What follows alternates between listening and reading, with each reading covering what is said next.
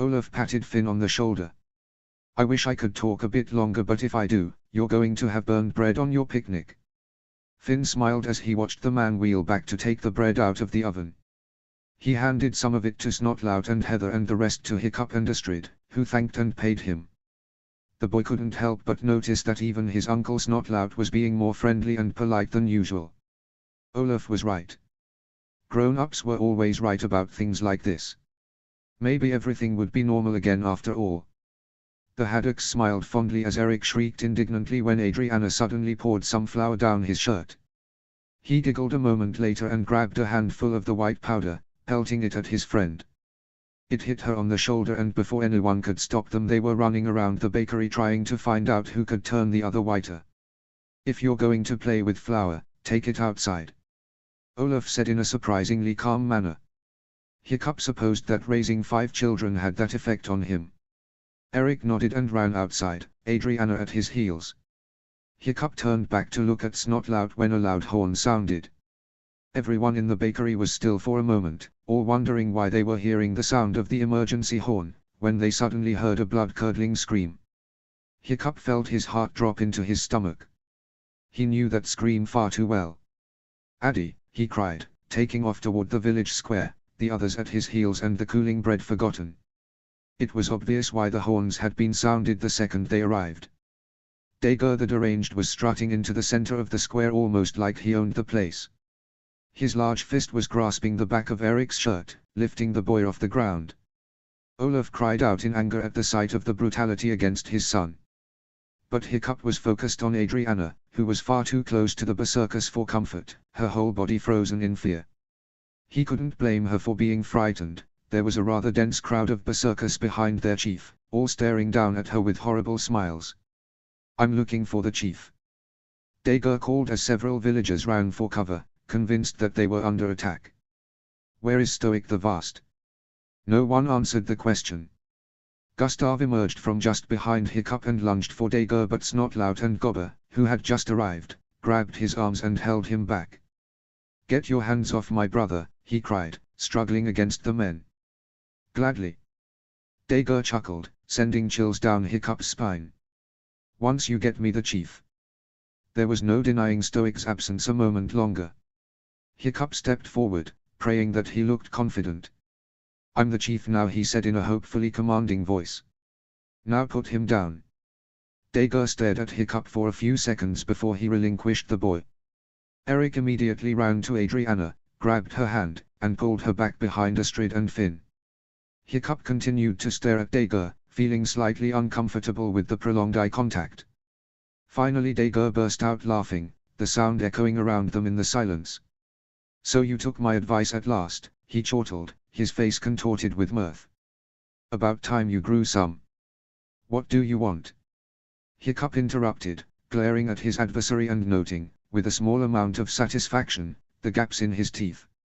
All I want is to take what is rightfully mine, Dager said, shaking his head and pulling out a bit of parchment from his pocket and holding it up. Hiccup and Gobber inched forward and peered at it. On it was a map of the archipelago, carefully labeled with each island and the territories belonging to the tribes. A tiny island on the outskirts of the Berserker territory was circled several times. Recognize it? Dager asked, stepping forward with an unpleasant gleam in his eye. I don't know what you're talking about.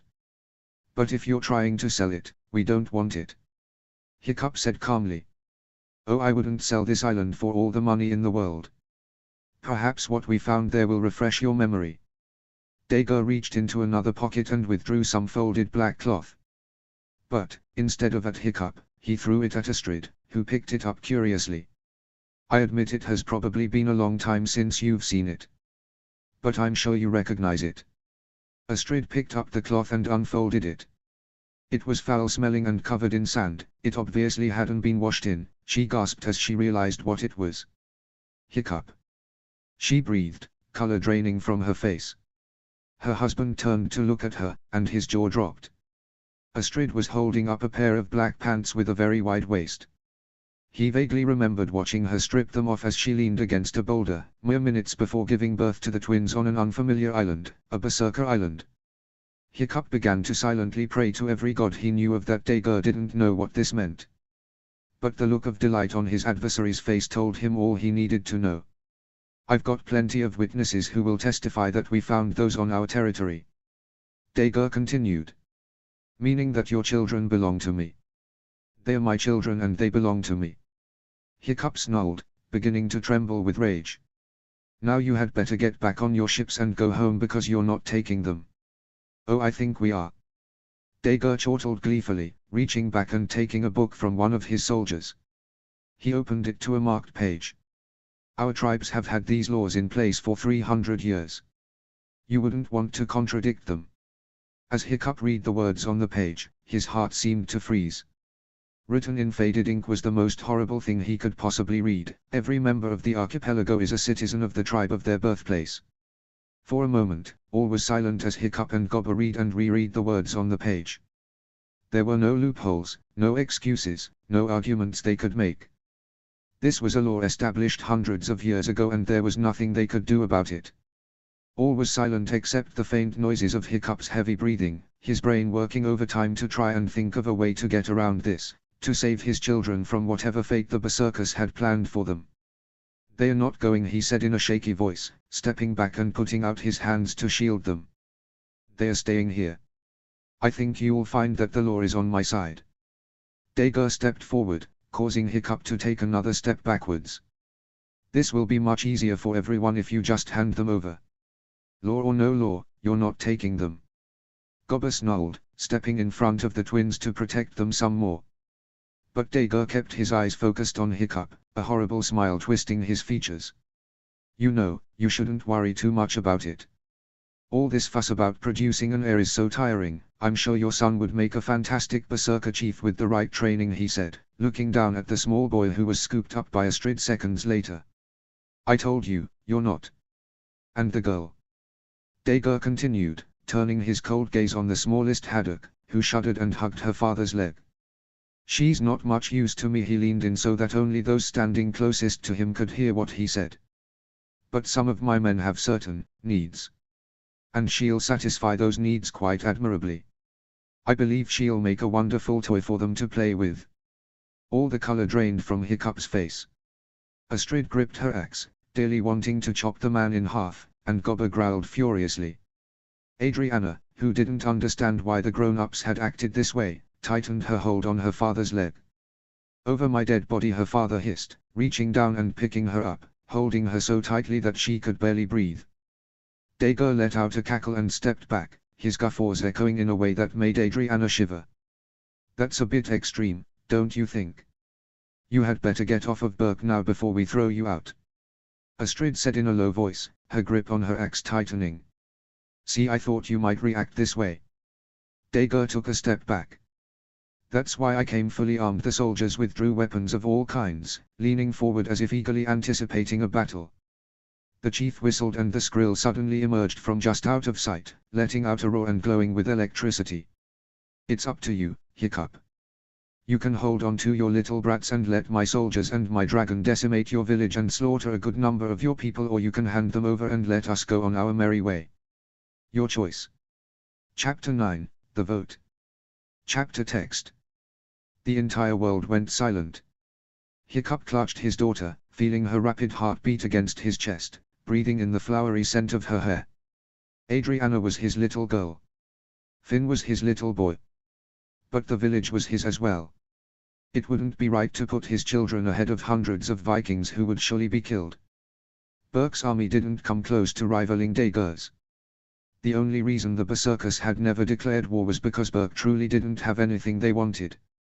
There had been no point. But now the law was on their side. They didn't have to fight to take control of what they wanted. In fact, if the hooligans backed down, the Berserkers could slaughter the Haddocks with little to no opposition. At least, if the Haddocks didn't relinquish their children. The only way for everyone to live was to give up the gods' greatest gifts. Hiccup caught sight of one of Dagur's men staring at Adriana with a hungry look in his eyes. The young father shuddered and held her closer. No one was going to take away his children. At least not while he had anything to say about it. "We're not letting them go," he said in a soft voice so that only Dager and the soldiers closest to him could hear. "You'll have to kill us. I was hoping for a bit more fun." Dager chortled. "But this is too easy." He turned to the guard standing closest to him. "Freystein, is it considered suicide if you let someone kill you?" The man called Freystein smiled widely, drawing a sword and staring pointedly at Adriana. But before any of the berserkers could go in for the kill, Gobber stepped in front of the haddocks. "We'd like to invoke Article 32. Burke is on emergency lockdown," he said calmly. "Now get off our land." Dager rolled his eyes. "You're grasping at straws." But Hiccup knew exactly which law to which Gobber was referring. There was a loophole, however small. He snatched the law book out of Dager's hands and immediately read the law out loud. "In the event of a crisis within a tribal boundary, the chief can proclaim a state of emergency actuating a lockdown upon the entire tribe and any temporary residents. A state of emergency entitles the tribe protection from outside influence, in whatever form, for 3 days unless the scenario concerns the chief personally, whether by sickness, disability or absence. Any violation is considered an act of war. Climacteric circumstances that warrant a state of emergency solely include deleterious conduct, epidemic, missing person, and / or hostage. None of which applies." Dager snarled. "It applies in hostage situations," he told them, turning slightly to block Adriana's line of vision. "And we're definitely taking our children hostage. You're just stalling. The law is only effective for 3 days, after which we're free to come and take what's rightfully ours." Dager shook his head, but the scowl on his face made it evident that he wasn't pleased with this turn of events. "If you want to go by the book on this one, Dager, you're going to have to get off Burke or you're inciting war," Astrid said, stepping forward with her fingers around her axe. Dager glared at the haddocks for a few seconds before motioning for his men to stand down. 3 days. And then we'll be back," he snarled, turning on his heel and walking away, his army following and looking very disappointed. For a few moments after the berserkers were out of sight, the entire village was silent. Hiccup clutched his daughter, sighing with relief. Astrid held on to Finn, who looked outraged at the very idea of being taken from his parents. Then a loud thumping noise made everyone jump and look at Gobber, who was hobbling forward into the center of the town square. "The entire council will meet in the Great Hall immediately," he announced. "All others should go about their business as usual." The people in the council silently stood up and made their way to the Great Hall. Lotus, however, made a beeline to the haddocks. "You go," she said, gently taking Finn from Astrid's arms. "I'll take care of the kids." Adriana, finally able to speak again, looked at her father with wide eyes. "Is that man going to take us away?" she asked in a trembling voice. "No." Hiccup replied, kissing her on the forehead and praying that his empty words would somehow be true. "I won't let him. You're staying here." "I don't want to go," she continued. "Please don't let him take me." "I won't. I promise," Hiccup said, looking directly into her eyes. "But now you need to go with your nana. Your mommy and I have to meet with the council to make sure you stay here." Adriana faltered for a moment. Her daddy was the strongest man in the world and she would surely be safer with him. But the look of fear in his eyes made her blood run cold. If her daddy was scared, this was serious. And she knew that the only thing she could do was to obey. She slowly nodded and allowed him to place her on the ground. He immediately turned toward the Great Hall and took off as fast as he could. As she watched him go, she decided that if her daddy really was scared, she was going to have to be brave for him. It took far too long for the entire council, 20 members in all, to settle down. Hiccup tapped his remaining foot impatiently, growling in frustration. Gobber finally slammed his prosthetic mallet onto a table. "Quiet down. Now."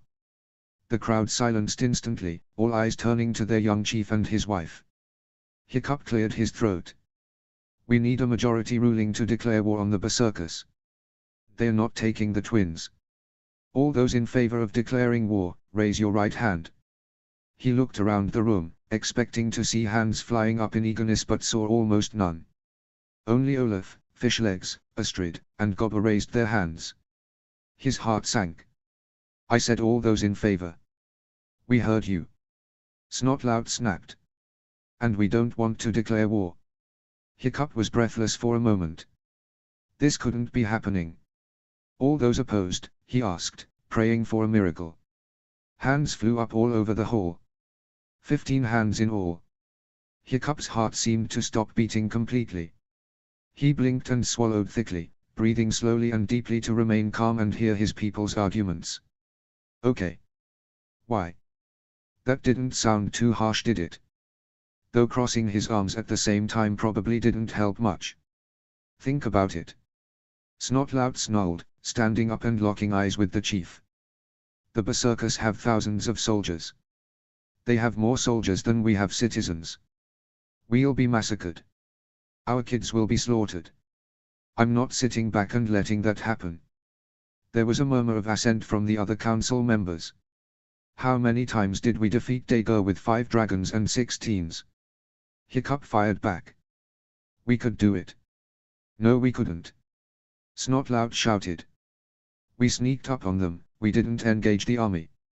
Hell, Toughnut even pretended to be a berserker. None of those tactics could work, not while they're running through our village killing our people. We have over 100 dragons right now. If we set up a barrier by the cliffs and the port and attack long before they begin to port, we could hurt them significantly. Notice I've already got a plan. And if one of our people is killed, that blood will be on your hands. You're putting your kids ahead of every single person here, ahead of our kids. Snotlout shot back. I will not sit back and let some disgusting berserker kill my wife or my daughter. Not on my watch. So force me to hand my children over to Dagur. That's what you are telling me. Toothless growled lowly beside Hiccup as he shouted back.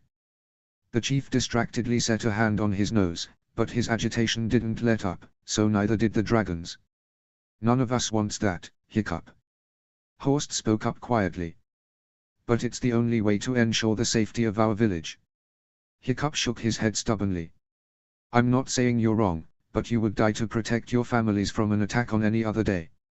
It's when there is a required trade that there is difference in opinion. I'm not trading Inga's life for Anna's. Especially when we all know she'll be killed anyway. Snotlout stood up and leaned forward, hitting the table with his fist. I'm not trying to pine your daughter for mine, Snotlout. If this situation were reversed, some man wanted to take Inga from you and do horrible things to her, you would be begging for help. Hiccup hollered furiously. I'm trying to do the right thing by my wife and kids. I won't let the mother of my children cry herself to sleep every night for the rest of our lives because some ruthless crooks have our babies. The matter is closed. In 3 days, just do what you're told and everyone will be safe. Snotlout yelled back.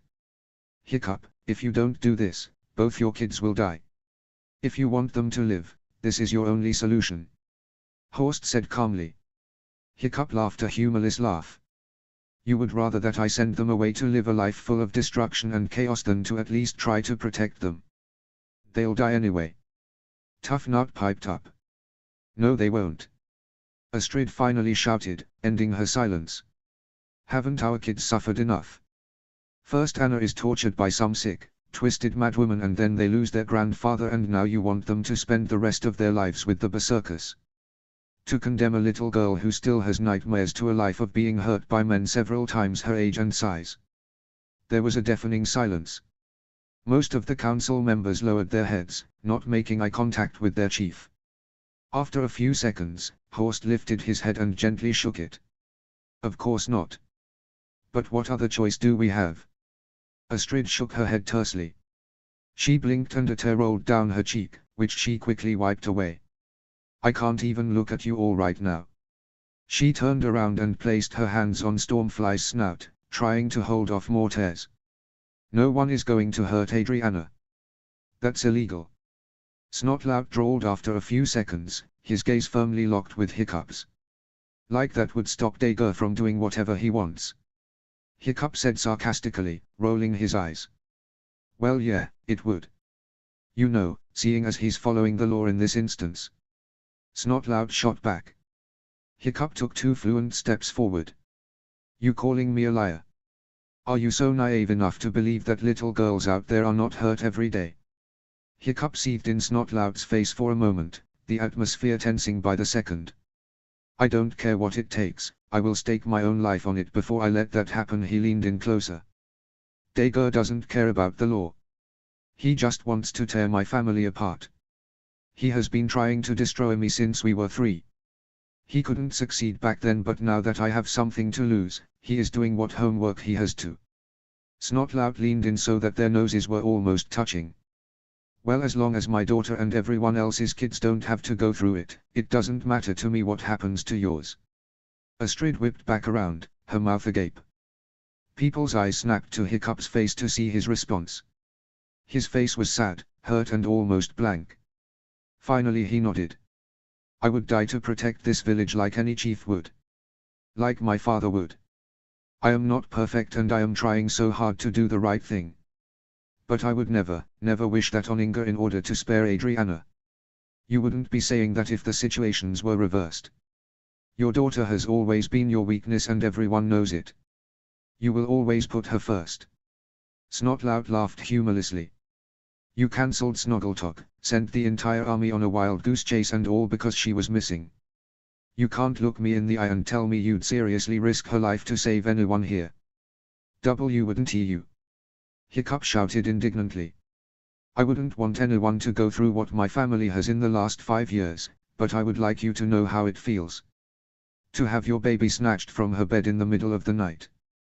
Well, lucky for me, my daughter wasn't. You know what? Hiccup held up a hand. Forget it.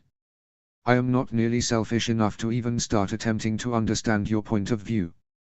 He stepped back and looked over the council again. With a heavy sigh he asked again, quieter this time. All in favor to declare war, raise your right hand. Olaf, Gobber and Astrid raised their hands with him. Fishlegs sank slightly lower when the others' eyes rested on him. Fishlegs. Astrid squeaked. Fish, please. Hiccup murmured. I have 3 kids. I can't let. I won't. I have to do what's right for everyone. Fishlegs mumbled, his eyes fixed on his clasped hands. Gobber suddenly hobbled forward, the wooden peg making a loud clunking sound that echoed through the hall. I can't believe you all, he said in a dangerously quiet voice. If we unite together as a village, as the family we are supposed to be, we can whip them right out of here. But no, you're all too selfish and stubborn to see a couple of grieving parents, too scared to risk the thought of having to go through half what they have for those kids. Hiccup, or anyone for that matter, had never seen Gobber so livid. You don't trust your chief even though he has proved himself worthy since he was 15. You don't respect him and his authority, and you don't respect the legacy that Stoic the Vast left behind. You're not a parent. Roughnut growled. You don't know what you're talking about. You don't have anyone to protect. Gobber was a second father to me. I didn't have the luxury of 2 parents like you and Gobber made up for it. Hiccup snapped at her. I have 5 kids. Olaf said from the corner of the room. And I'm not letting Hiccup's kids suffer just for their sake. You just don't want Eric to lose his girlfriend. Snotlout snipped. No, that is not true. Olaf cried. I would like to see you risk your daughter at a berserker's clutches. You would die, as would I, at the thought. You have your majority, said a woman at the back who kept her face half hidden in shame. We're not changing our votes. Hiccup felt a surge of panic well up inside his chest and he knew they could see it. Guys, please, I am begging you. Beg all you want. We aren't changing out votes. Snotlout growled. Hiccup had the urge to scream and pull his hair, but he did neither. He made eye contact with Gobber, then Olaf. In their eyes he saw determination and hope, both sets screaming at him, don't give up. In them he found courage. He stood taller and faced Snotlout again with a hardened expression. Fine. I don't need your help. The chief then turned, gently held his wife's arm and led her out of the great hall, Gobber, Olaf and the Haddock's dragons on their heels. The moment the door slammed behind them, Hiccup's hands began to tremble.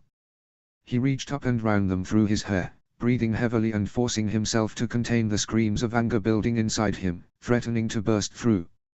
I can't let them take my babies. I can't let them. I can't. Hiccup, They are not going anywhere, I promise. Gobber held his shoulders like Stoic had done so many times in the past to capture his attention. It was only partially effective. The young chief looked up at Gobber, his eyes wide and tears brimming at the edges. His breaths came in short gasps and everyone present knew that they had mere seconds before the dam would finally burst. No, don't, lad, look at me. It is okay, they won't take your kids away. They won't. Don't despair now, you need to focus. Come on now, I know you're in there. Gobber smiled at him gently. Hiccup panted before nodding quickly, wiping his eyes, making a clear effort to pull himself back together before he fell apart. He turned to look at Astrid but she wasn't at his side. She was sitting against the wall of the great hall, her head in her hands and her shoulders shaking. Olaf was speaking to her, consoling her. Hiccup might have been upset that the older man was doing his job but he was simply too emotional to have been any help in the first place. He turned to look back at Gobber but the sight of the rest of the council walking down the hill from the back entrance of the great hall made his blood boil. He angrily kicked a bucket on the ground, sending it flying down the hill. Listen to me, Hiccup. Gobber said, gently nudging the young chief with his mallet. I took our law book from the hall. There has to be something that can help. Hiccup, still shaking slightly, nodded and looked over the older man's shoulder as he flipped through the pages.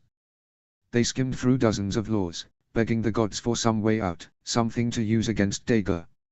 Here's something: the majority of a tribe's council must accede to promulgate war officially. If the quorum lacks, the patriarch may appeal to all other chiefs to vote on the matter. An advocate is obliged to engage in battle. Hiccup read. Okay, that sounds like it means that if the council won't declare war, we can call together the chiefs from all the other tribes to vote for it. And any chief who votes in the affirmative has to participate in the war. Hiccup. Gobber sighed deeply. Do you really think the other chiefs will side with you when your own council won't? It's our only chance. Hiccup snapped. I don't see a single other law about getting around the council and declaring war. Or about reassigning citizenship. We have to do this. He turned to Astrid and Olaf and quickly explained the plan. We need to round up some terrible terrors now if we're going to meet with the other chiefs by this evening. Olaf shook his head. Listen, Hiccup. There isn't another option. It's that or let the berserkers take our kids, and I will never let that happen. Hiccup said in a very shaky voice. Toothless growled in support of his human. Hiccup took off down the hill, scanning the ground and the skies for terrible terrors. The others pursued, all speaking at once, all trying to talk some sense into him.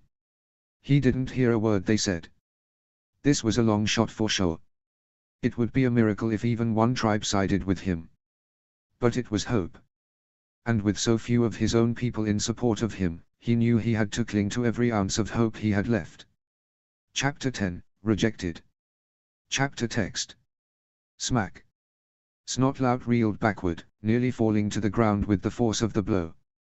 He stared at his wife, open-mouthed and gasping for breath. What was that for? He choked, massaging his cheek. You don't already know. Heather snapped, wiping her hand on her shirt as if that would take away the stinging sensation faster. Snotlout had no response other than to continue to stare at her, his mouth bobbing up and down in surprise. Heather sighed deeply. Yet again, she was going to have to talk sense into the man. She loved him so much, but he could be a complete idiot sometimes. What you said to Hiccup and Astrid, from what I've heard, was reprehensible, she growled, narrowing her eyes at him and thanking the gods that Spitaloot was taking care of Inga for the afternoon. You really don't care what happens to their kids? As long as the berserkers don't come after Inga, no. Snotlout shot back, his anger returning. If we go to war with them, we'll all die. I was just saying what everyone else was thinking. Look, I'm not saying I don't understand your point of view. I'm not even saying I disagree. But you don't say things like that to grieving parents. Gods, Snotlout, Hiccup just lost his father. Heather shouted, appalled at her husband's callousness. And need I remind you that Stoic died saving yours? All right. Snotlout huffed, taking another step away from his livid wife. What's done is done, though. And would you have voted any differently? Of course not, but the point is that you told an already grieving family to give away their kids without any remorse. Heather sat down on the couch, balling her fists in her lap. You have got to figure out how to be tactful. You have a daughter. If you ever speak to her the way you spoke to Hiccup and Astrid. Snotlout bristled at the thought. I would never. Then act like it. Heather narrowed her eyes at him. Go apologize to them. What? But.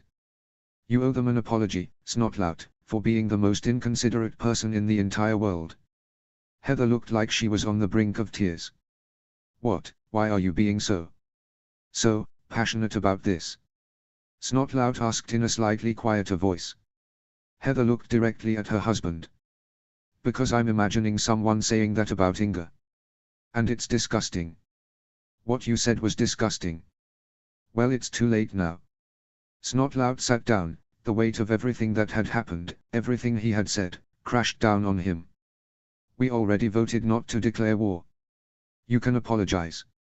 You can be there for your friends during what will probably be the worst moment of their lives. Heather said, not making eye contact with him. You can be a decent person, Snotlout. Snotlout sighed deeply. Sometimes he hated it when his wife was right. 8 terrible terrors had been rounded up in record time. Hiccup found a slip of parchment he had been using to sketch Toothless the previous day and ripped it up, writing on the back and tying each piece to the little dragon's legs. The way to tell a terrible terror where it was supposed to go was to feed it a little bit of dragon nip unique to its destination.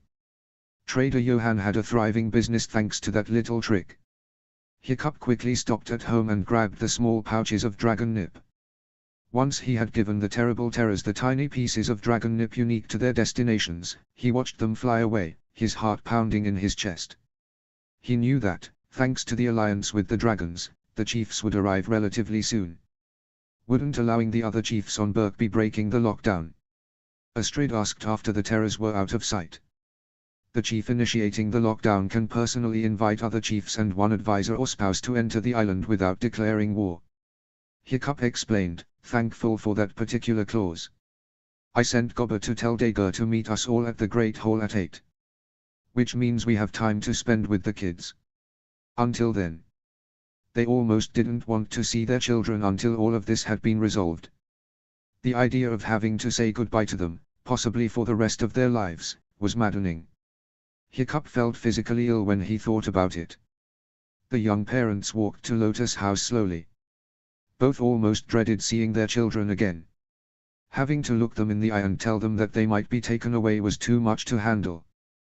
But they had promised a picnic, and if it was the last one they would ever have with their children, it was going to happen no matter what was going on in the background. The moment Lotus looked at her daughter, she knew that the council meeting hadn't gone well. The tear stains on Astrid's face were alarming, as was Hiccup's tense form as he strode into the house. The twins were drawing quietly at the table, both so engrossed in their work that they didn't even notice their parents. Lotus quietly stepped forward and pushed the couple out of the front door and a few feet away from the house so that they could fill her in on what happened before collecting their offspring. Within seconds, Lotus' hands were over her mouth, her blue eyes wide with horror. Only 2 people had supported her family. 2 out of 18. She had always been rather fond of Olaf, but now that she heard what he had said about her family, she suddenly felt like paying him a visit once this was all over. And if the chiefs don't vote to go to war, what then? She asked after a few seconds of silence. We keep looking for loopholes. Hiccup replied. Because I am never letting the berserkers have them. Lotus' stomach seemed to twist and turn. The twins were the only grandchildren she would ever have. She had come to adore them in the years since they had been born. No. They wouldn't be taken. Not if she had anything to do with it. Don't tell them more than they need to know, she said, staring pointedly at each of them as she did so. Act like this is a normal day. They're really on edge as it is. The parents nodded and stepped forward to open the door and collect their children. Both Finn and Adriana hopped to their feet, their drawings instantly forgotten, and ran to their parents. They looked slightly panicked. What's gonna happen to us? Finn asked immediately, clutching Astrid's shoulders as she crouched down to talk to him. Is that man going to take us away? Adriana asked, doing the same to her father. Hiccup and Astrid exchanged a split-second glance that certainly didn't go unnoticed by their children. They then turned back to two concerned faces and shook their heads. Absolutely not. Hiccup told them. You're staying here. But he said we belong to him. Finn scowled. I'll fight him, if you need me to. Astrid breathed a laugh and gently brushed his bangs out from in front of his face. That won't be necessary. And we're going on that picnic. Hiccup said with a weak smile. Come on, grab your things. Ordinarily the Haddocks would be a chatty bunch. The villagers often heard the family nearly talking over each other in their haste to say what they wanted. But as they walked through the village square on the way to a good field, there was silence. No one wanted to engage them in conversation. And the family didn't feel comfortable talking in front of the tribe. Not after the council meeting. They finally arrived in a poppy field where they spread out their blankets and took the food out of their various containers. Hiccup and Astrid absent-mindedly tossed fish to their dragons as they sat with their children, staring at both of them almost longingly. Adriana settled on her stomach, her head in one of her hands and her other hand playing with a bright red poppy that she had plucked from the ground. She had always loved the smell of poppies. And the book of pressed ones Stoic had made now rested against her nightstand. But fresh poppies smelled and felt a lot better. She chewed on her lower lip as she watched Finn ravenously tear into the food her parents had brought. He was always hungry, it seemed. But she was too worried to eat. She found herself wondering if there were flowers like this on the Berserkers Island. Or if she would be allowed to be outside at all. Suddenly she was gripped with a very big, very important question. A question she wanted answered by her father and him only. She stood up, gripping the poppy in her hand, and walked up to her father, who was gently stroking Toothless' snout. He gave her a warm smile. "What's on your mind?" he asked, hoping that he didn't look as depressed as he felt. Adriana could read her father's facial expressions with startling accuracy and his depression did not go unnoticed. But this was an important question. "Can we go for a ride?" she asked him, her eyes flitting to Toothless. "Not in the sky if you don't want." Hiccup looked over at Finn. He had ridden a dragon. Adriana still hadn't. And her first ride was not going to be on a foreign dragon. He looked back at her and his smile widened. Even with all the stress, the idea of taking his little girl into the clouds sounded like a good distraction. A fun distraction. "I think it's time we went for a flight," he said, tapping her on the nose. Astrid glanced at him. She wasn't sure how she felt about her daughter flying on a dragon, but Hiccup was simply too enthusiastic to convince her to voice these feelings. She turned back to Finn and tried to wipe some jam off of his chin as Hiccup and Adriana mounted Toothless. The moment Adriana was airborne, she knew that this was something she wanted to do every day once she had her own dragon. She loved the sensation of the wind in her hair, she was far too impatient to let Astrid braid it each day, and the feeling of the cool air rushing through her sinuses, clearing them more than ever before, was invigorating. She took a deep breath and lifted her arms as they flew into the clouds. The tiny water droplets felt cold against her exposed fingers, but she loved the sensation. Hiccup tightened his hold around her waist. He looked up at her little hands, her fingers stretched apart and slicing the clouds. Hands he had held thousands of times, had bandaged when she had hurt them, had kissed when they had tea parties, and he wanted to make her feel like a lady. Tiny hands just like his mother's had been, like Astrid's were. His heart thumped uncomfortably at the thought of those hands never resting on his shoulder and clasping with his as they danced at her wedding, those hands never wiping away any more of his tears. He couldn't imagine a world without his Addie. The flight ended far too soon. Toothless touched down a little way from where Astrid and Finn were eating, almost like he knew that Adriana still wanted to talk to her father. Hiccup slid off the Night Fury's back and gently lifted his daughter and placed her on the ground in front of him. Her lower lip was trembling slightly, which was never a good sign. He got down on his knees in front of her so that she could look him in the eye. She worked up the courage to ask what she wanted to ask after several seconds. "What does that man want to do to me?" Hiccup felt his heart freeze for a second. Of course she was going to ask. How could she not? She had heard what Dagur said about her, had seen the color drain from his face. Yet she was far too young to understand and, in his opinion, far too young to know what had been implied. But he couldn't lie to her face. Not when she was so obviously frightened. "It doesn't matter," he said, gently placing his hands on her shoulders. "Because I'm not letting him take you." Adriana shook her head. What did he mean by saying I'd be a good toy? Hiccup felt a surge of anger deep within his chest. A father should never have to answer a question like that. Certainly not when his child was several years too young to be told anything about that particular subject. He tightened his hold on her shoulders, his voice dying in his throat before he forced it out. "You're better off not knowing," he choked, willing himself to keep his emotions out of his facial expression. Adriana could see rage and fear in her father's eyes and shuddered slightly. But she was determined to get an answer. "Please don't lie," she mumbled. "Tell me why everyone got so upset." "Please," she averted his gaze, staring down at her twitching hands. "What's gonna happen to me?" If she hadn't gone through everything with Trista, if she hadn't known what true fear was, hadn't experienced hate of that magnitude, Hiccup would have refused to answer. And she probably would not have asked. But now she needed to know. Now she needed answers. She was afraid that she would be back with someone like Trista. And the reality was so much worse. So horrible that Hiccup couldn't possibly speak the words for fear that they might come to pass. "Addie." He sighed, choosing his words carefully. "There are some very bad men who hurt little girls for fun. Dager wants to give you to them." Adriana's eyes widened in horror. "But I will never let that happen. No one will ever hurt you like that." Adriana looked visibly shaken by this news, but Hiccup was ready. He gently put his arms around her and held her trembling form. She wasn't crying, he suspected that she was too shocked to cry. Whatever she had been expecting, it most certainly hadn't been that. The girl couldn't imagine anyone, other than Trista, being cruel enough to let someone hurt her. She certainly couldn't imagine anyone having fun while hurting somebody.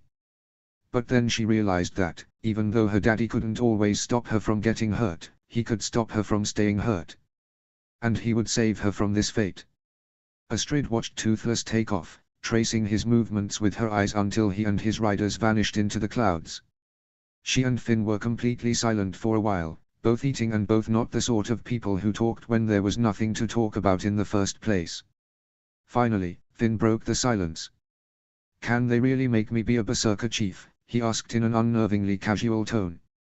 Astrid stared at her son for nearly a minute. "No," she said simply. "Your daddy and I would rather you become the hooligan chief." Finn furrowed his brow thoughtfully.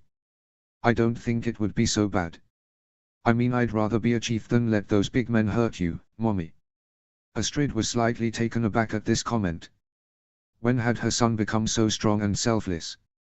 She began to wonder if he was simply trying to be strong like his grandfather had been. Ever since Stoic had died, she sometimes caught him doing things Stoic used to do, like barking out orders to the dragons or strutting into the room like he was 200 pounds heavier. But she certainly wasn't about to let him be shipped off to a foreign island whether Dager truly meant to make him the heir or not. She would never let her son learn cruelty, and the Berserker Chief was the best teacher in the archipelago when it came to that. "You wouldn't want to be their chief?" Astrid muttered, her appetite suddenly gone. "They're terrible people, Finn. It wouldn't be worth it."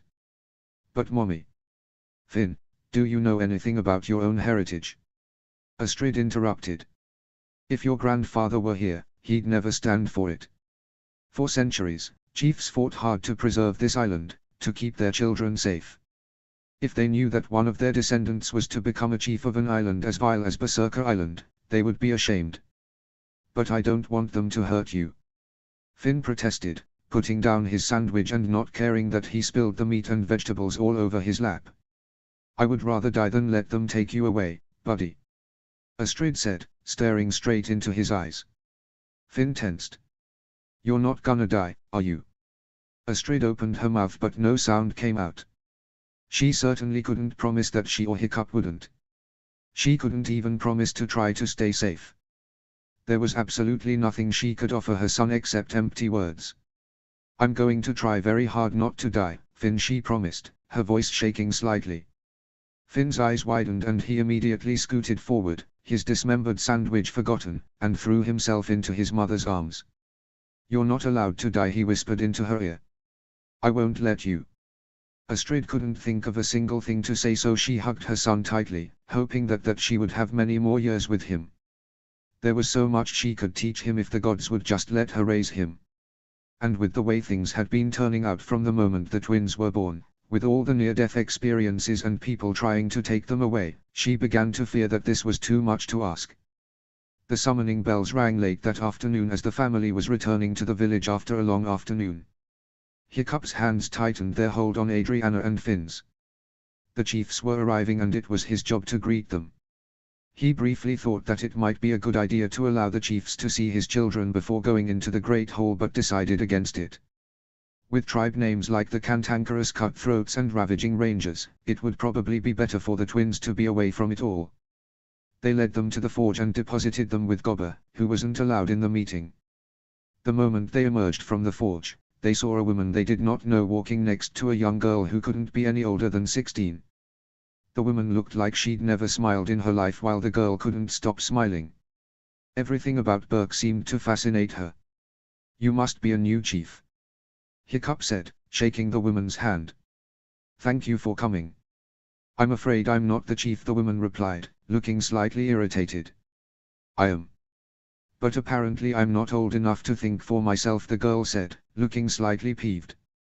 "My name is Millie." "Ah, Millie the Frilly. I've heard of you."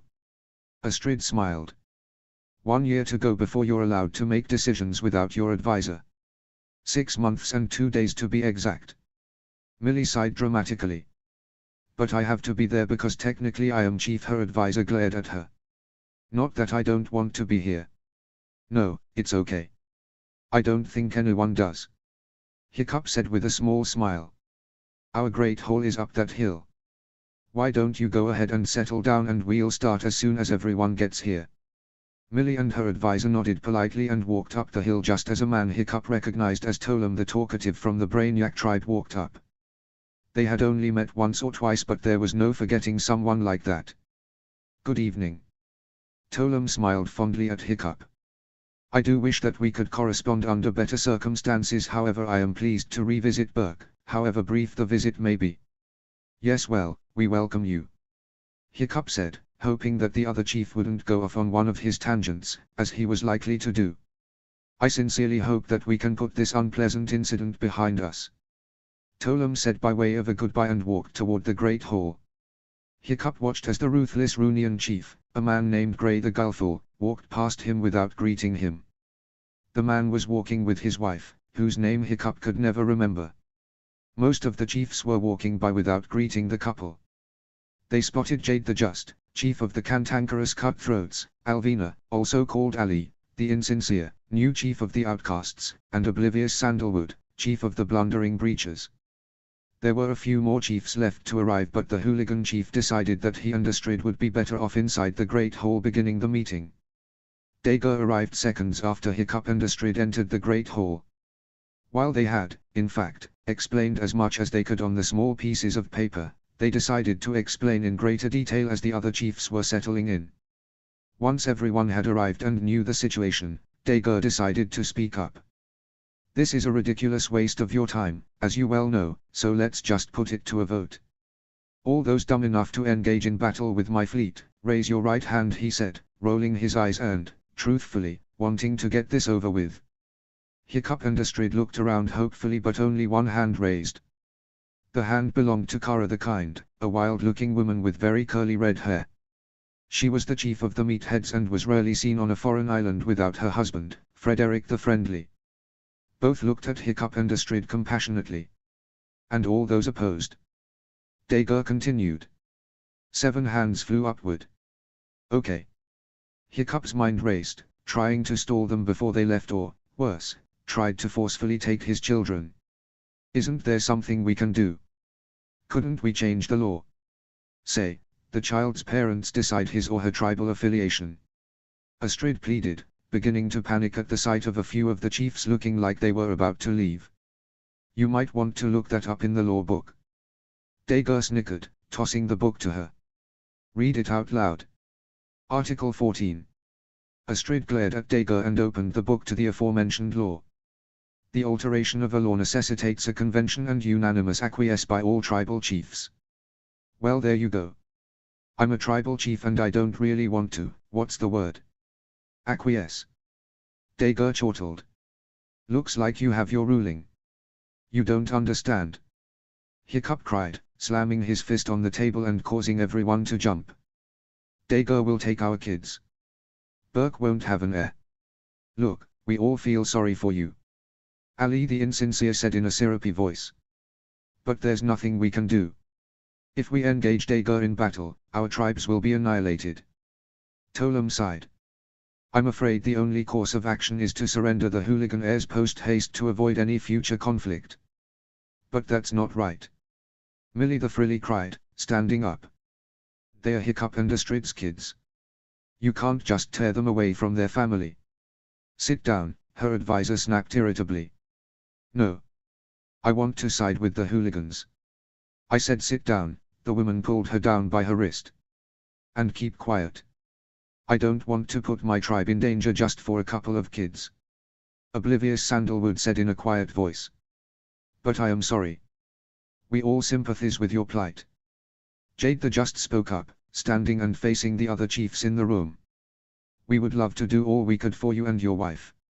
However, it simply isn't possible. To go to war over 2 children wouldn't be fair for the rest of the families who might lose someone in battle. Only one option exists to keep everyone safe, and that is to hand your children over. We don't want this to be necessary, but it is the best option. But if we hand them over, our daughter will be hurt by Dager's men. What if it was your daughter, wouldn't you want to protect her? Hiccup choked down waves of emotion threatening to burst through.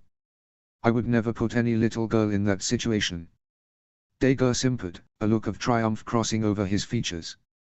In any case, it's illegal. Yue the Yodeler, chief of the Woeful Whalers, spoke up. I'm sure your kids will be perfectly safe, added Lanky Louie, chief of the Lugubrious Lava Louts. I think you're all making a mistake. Kara finally said after waiting for a pause long enough to jump in. No parent should ever have their child taken away. We meatheads side with the hooligans. We won't have any trouble destroying your army, Kara. Dager snorted in derision. Aren't the meatheads a peaceful tribe? We fight for what is right. Kara shot back. And what you're trying to do is despicable. Despicable maybe, but the kids really are special. I would love a strong boy like Finn as my heir. Producing one of my own would be so much work. I'm a busy man. Dager said, not even looking up as he inspected his sword for smudges. And the girl would certainly raise morale. I hear she's very friendly. It seems we have all come to our decisions. Gray the Gullfool announced. The lockdown will end in 3 days. He turned to Hiccup and Astrid, who were both beginning to physically tremble. My condolences. I believe this meeting should be adjourned as none of us will be changing our votes. Jade said in a low voice, not making eye contact with anyone. We offer our sincerest apologies and hope. Stuff it. Hiccup snarled. Just go. There was almost complete silence as all except Hiccup, Astrid, Dager, Kara, and Frederick shuffled out of the Great Hall and to their dragons to return home. Dager swaggered past Hiccup. Yes, your little Addie will be just the thing to raise morale, he muttered so that only Hiccup could hear him. I think she'll be very popular. As Hiccup balled his fist, restraining himself from punching the Berserker chief, he felt like everything was crashing down around him.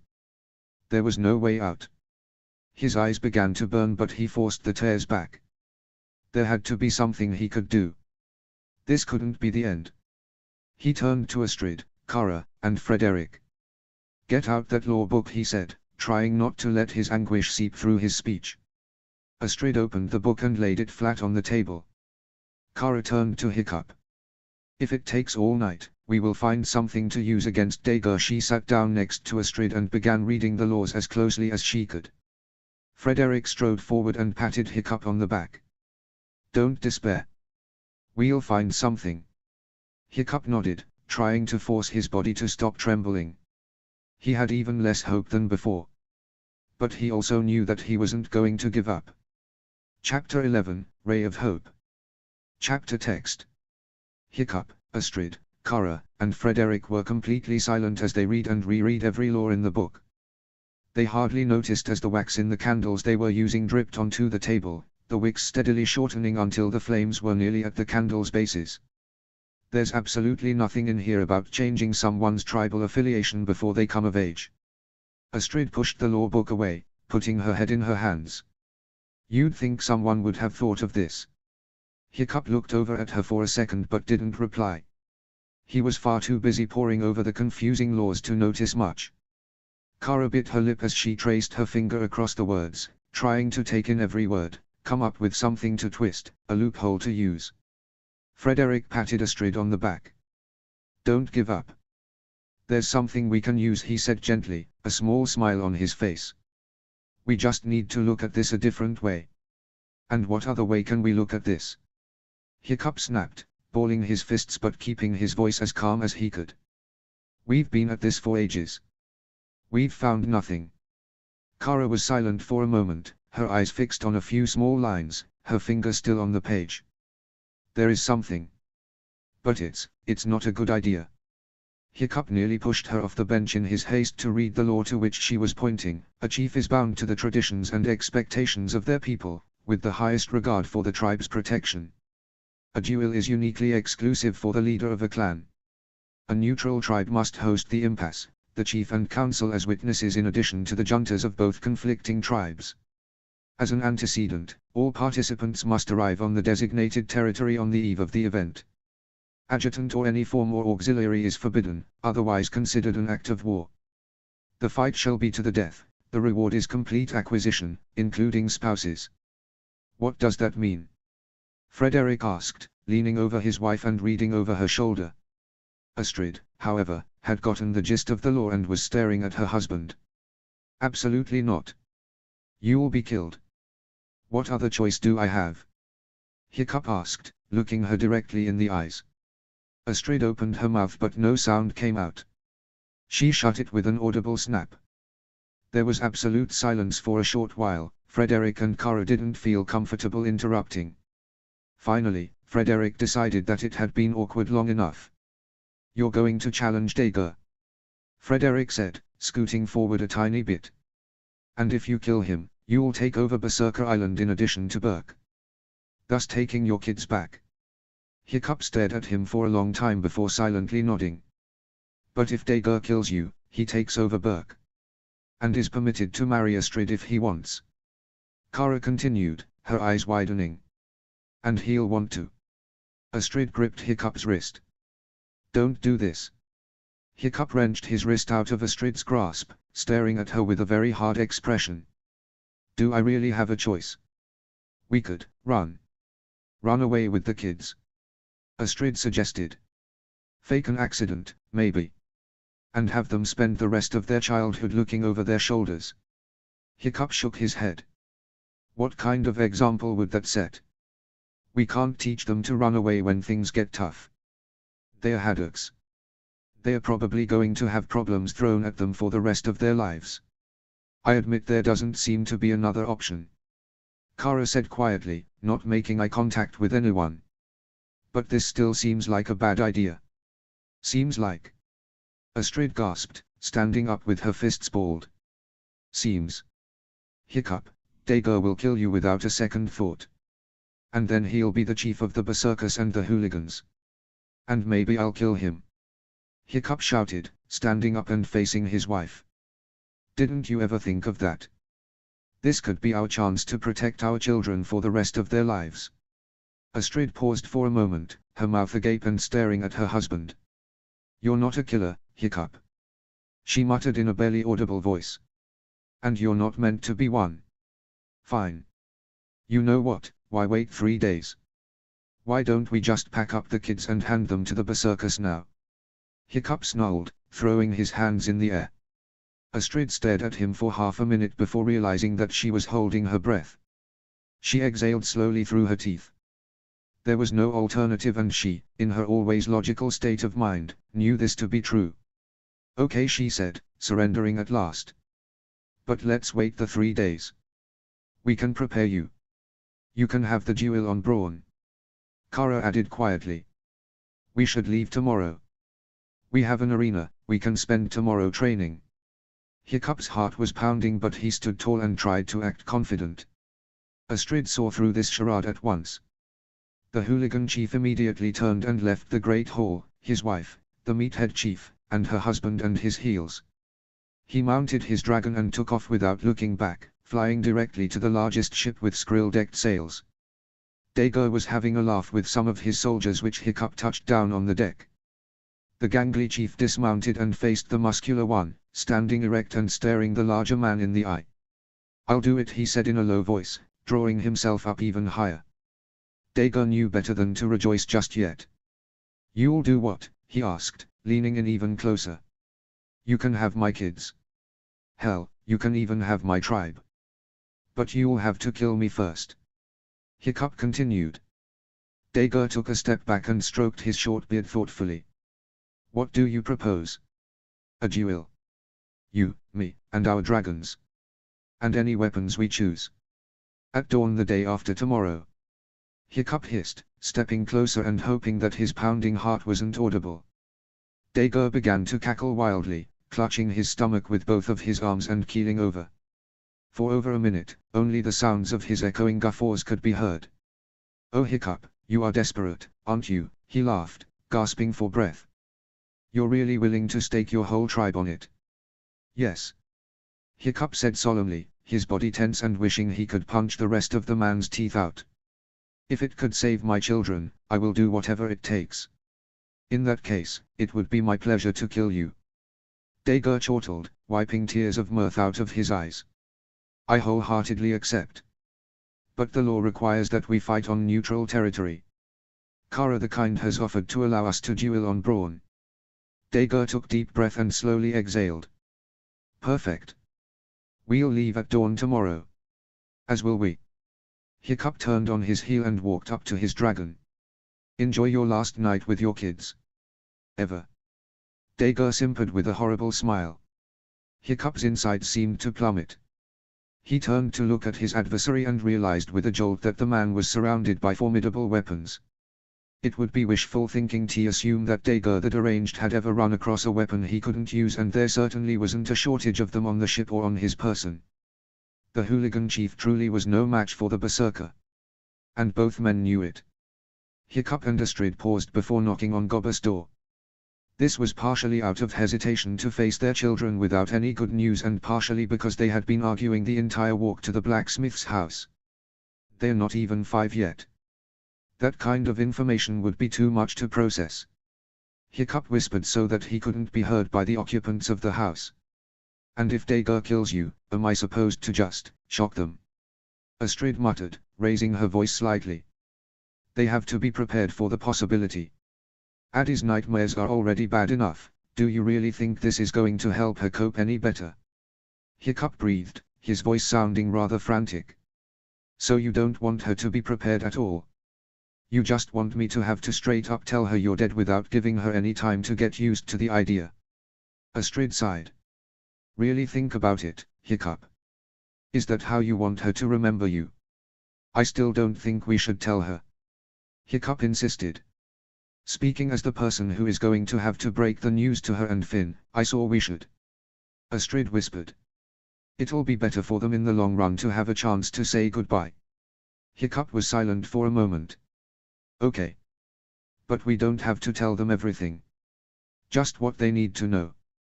Astrid nodded and knocked on the door. Gobber opened it rather dramatically, decked in flowers and wearing a bright pink bonnet. Hiccup, completely used to this sight by now, could help smiling.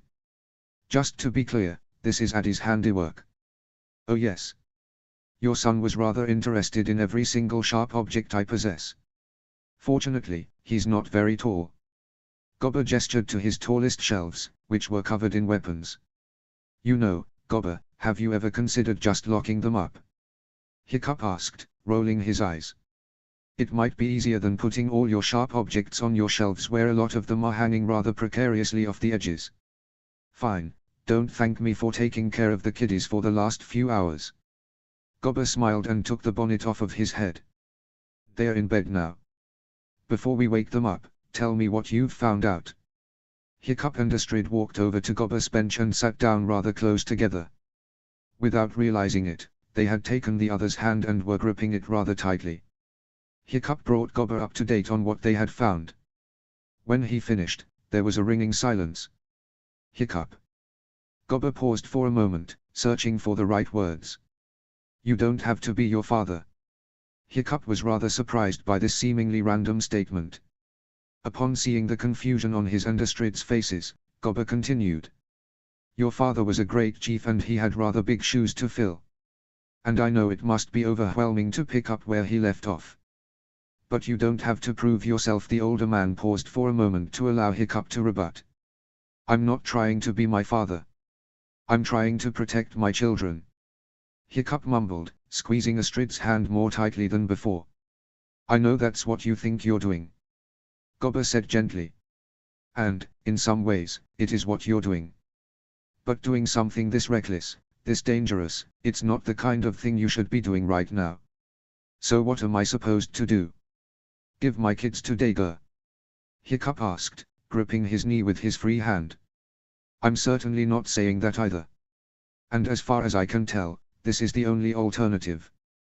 Gobber admitted with a sigh. Unless, did you ever think about running away? Taking the kids to an uninhabited island or something? I mean, I know it's not ideal, but you'll all be alive and together. Hiccup shook his head. No, I have to face this head on. This is the only option, and if Dager kills me, he kills me. At least I'll have died defending my children. No. Hiccup and Astrid looked over to the staircase and were horrified to find their tiny daughter nearly diving down the stairs and running at full speed into her daddy's arms. Their son was still at the top of the staircase, his mouth open in shock and his hand frozen to the banister. Don't die, Daddy. Adriana whimpered, throwing her arms around her father and clinging to his shirt. Please don't die. Of all the ways their children could have found out the truth, this was quite possibly the worst. Hiccup hugged his trembling, terrified daughter and prayed that he could find the right words to say. Addie, honey, no one knows what's going to happen, he whispered, lifting her onto his lap. But I'm doing this so that no one will hurt you. Adriana shook her head, burying her face into his chest and shaking with fear. I'll go with them, but please don't die. You can't die. Addie. No, she screamed. Don't do it, Daddy. Hiccup and Astrid didn't notice Finn walk down the stairs, but now he stood in front of them, his eyes wide with terror. It wasn't often that they saw him this scared. You're not going to die. He choked out. Because you see can't, you have T2, you can't. Come here, buddy. Hiccup let go of Astrid's hand and gently beckoned for his son to approach. He did, shuffling his feet and unblinkingly staring at his father. To save you two, I have to fight the man who wants to take you away. And if I win the fight, I get to keep you. But he's stronger than me, so he might win. But you'll fight again until you win. Adriana tightened her grip on his shirt with both her fists. Finn, Addie, he's a very bad man who has hated me for a long time. If he wins, he's going to kill me. Hiccup held Adriana closer and put a hand on Finn's shoulder. But I will fight as hard as I can so I can win. So he can't hurt you. You're gonna die like Poppy did. Finn's eyebrows furrowed and his fear was replaced with anger. Why would you? How come you don't wanna stay here? Finn, that's not why I'm. Why? Finn shouted. Why do you have to fight? I told you, because that's the only way to. Don't fight. Just, don't. The boy shook his head, his eyes prickling with tears that he hastily blinked away. It's not that simple, Finn. Astrid gently reached out and took both of his hands. If your daddy doesn't fight, we will lose you. Forever. Finn had no response to this except to sniffle a few times and try to wipe his eyes on the shoulder of his shirt. Hiccup had been expecting an emotional outburst from Adriana, but she was silent, still clinging to him but not interrupting. She almost seemed to be in shock. I don't want to do this. Hiccup said sadly, trying to convey just how conflicted he felt without burdening his children any more than necessary. I want to stay here and be with you. More than anything. And if this is the only way I can keep you safe, then it's my job to fight for you. It's what daddies are supposed to do. I think it's time all of you went home and got some sleep. Gobber mumbled, feeling like an outsider but not wanting to get any closer to them at the same time. Yes. That sounds like a good idea. Astrid kissed her son on the cheek before standing up and taking his and Hiccup's hands. Adriana wouldn't let go of her father, so he picked her up, holding her close and feeling her heartbeat racing against his chest. How he wanted to say something, anything, that would slow it down. Something comforting to raise his little girl's spirits. But as he said goodbye to Gobber and walked into the village, not a single word came to mind. The moment Hiccup woke up, his heart felt like it was being squeezed tightly by an iron fist. His arm was draped protectively over his children, both of whom decided to spend the night with their parents instead of in their own rooms. They were still and quiet. He often liked to peek in while they were sleeping and watch them for a few seconds, smiling and pulling up their covers so that they were more comfortable. His children were the God's greatest gifts and he would do anything for them. Even die. He felt Astrid's hand shift slightly from atop his. In the dim light, he saw his wife open her eyes and stare at him for a few seconds in complete silence. In a few minutes, they would have to awaken their children to see them off. In a short time, the young father was going to have to bid them goodbye and hope that it wouldn't be the last time he ever saw their faces. But now was not the time. The children needed as much sleep as they could get. They needed to remain peaceful and unburdened for as long as possible. Astrid gently rubbed his hand with hers in a comforting manner, feeling every bit as tight in the chest as her husband. If this was the last full day she would ever have with him, she wanted to cherish every moment, even the silent ones. And if this was the last morning she would ever have with her entire family, her heart tightened even more. But the fleeting moments of silence came to an end before either of them were ready. If they didn't get a move on, they would be late and they would be breaking the law and allowing Dager and his army to come in and destroy Berk if they so wanted. They weren't sure if this was actually legal since the laws were incredibly difficult to understand, but they didn't want to find out the hard way. They lightly shook their children awake. Adriana, not used to waking up early, groaned and snuggled in closer to her father. Hiccup put his arms around her and gently sat up, lifting her with him. Her hair stuck out at odd angles and he affectionately smoothed it down, praying to as many gods as he could that this wouldn't be the last time he did so. He had a feeling that he would be doing a lot of praying for his life in the coming hours. The family had never been so silent as they went to their separate rooms to change into their day clothes. The twins put on their favorite colors, green in Finn's case and purple in Adriana's, almost as if this was a good luck charm. Hiccup and Astrid put on their flight suits and packed some more clothes into a bag. By the time the family was up and dressed, the rest of the council, who had been informed of the new developments by Gobber the previous night, had arrived at the Haddock house. Lotus had also come so that she could take care of the twins when their parents were away. "Most of us think you're making a mistake." Snotlout spoke up the moment Hiccup emerged from the house. "Thank you for the vote of confidence." Hiccup caustically replied, glaring at him. "But I'm doing this. I'm not trying to change your mind." Snotlout said in a surprisingly soft voice. "I, and everyone else here, just wanted you to know what we think." There wasn't a trace of hostility in Snotlout's face, so Hiccup slowly nodded. Toothless gently nudged his human with his nose. It was nearly time to leave and there was only one thing left to do. Hiccup's throat constricted and he felt a slight burning sensation behind his eyes as his wife and children exited the house behind him. He tied his bag to Toothless' saddle before getting on his knees in front of his son. "Finn," he whispered so that only the boy could hear him. "I'm going to fight as hard as I can so I can come back. Don't ever think I don't want to be there for you." Finn's lower lip quivered but he nodded resolutely. "I know," he said in a rather firm voice that reminded Hiccup of Stoic. "Just come back." Hiccup knew that to reply would cause his tears to fall, so he leaned forward and embraced the small boy, holding him tightly and praying that this wouldn't be the last time he held his son. He wanted more than anything to somehow show his little boy just how much he loved him and how proud he was of him. But all he could do was give him the biggest hug he could possibly give. When they finally broke apart, his heart nearly stopped at the look of fear on Finn's face. The young father gently ruffled his son's hair and gently pushed him to his mother. Then came the small, timid Hiccup. Adriana stepped forward, her beautiful green eyes wide and tears spilling onto her cheeks. She was shaking so hard she could barely stand, and just as Finn went to his mother, she collapsed into her father's arms, dropping Mr. Gobcup to the ground as she did so. Don't go, Daddy, she whimpered, her tears soaking his shoulder pad. Please don't go. Don't leave me. Hiccup held her as tightly as he could without hurting her. He could feel her heart racing faster than it had the previous night. Or perhaps he was imagining it because she was shaking like a leaf. In her entire life, he didn't think she had ever been this frightened. And there was nothing he could say to make it better. Addie, you know I love you, he whispered, his voice shaking with the effort to keep his emotions down. And I would do anything to protect you. Then stay here. Adriana leaned back so that he was looking directly into her eyes. Because I'm not safe without you. Hiccup tenderly wiped away her tears with his thumb, not allowing himself to avert her gaze.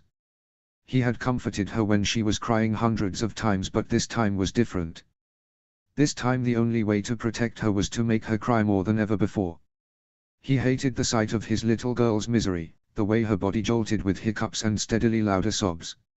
It suddenly occurred to him that he may never wipe a single tear from her eye again, that he would never let her cry on his shoulder, that he could never hear the beautiful sound of her giggling through copious amounts of hiccups.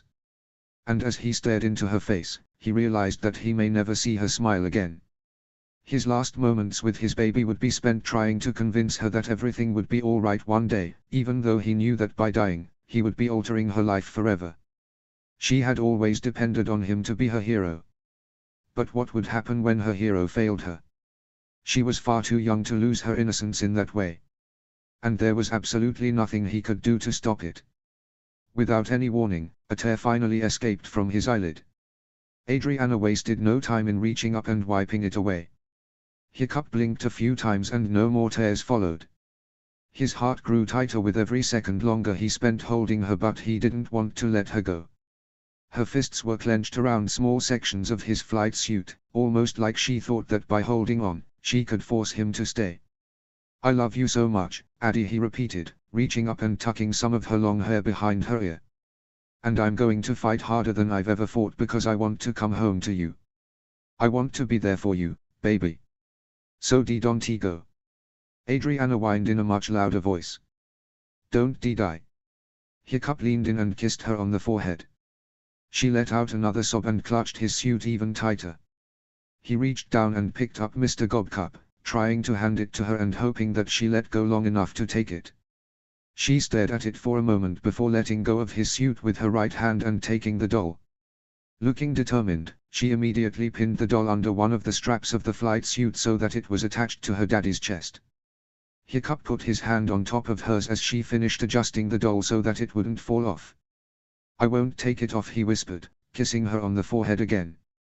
Hiccup, we're going to have to leave. Gobber reminded him as softly as he could. The chief nodded and gently tried to pry his daughter's fists from his flight suit. It's time to let go, baby, he said, his voice shaking with suppressed emotion.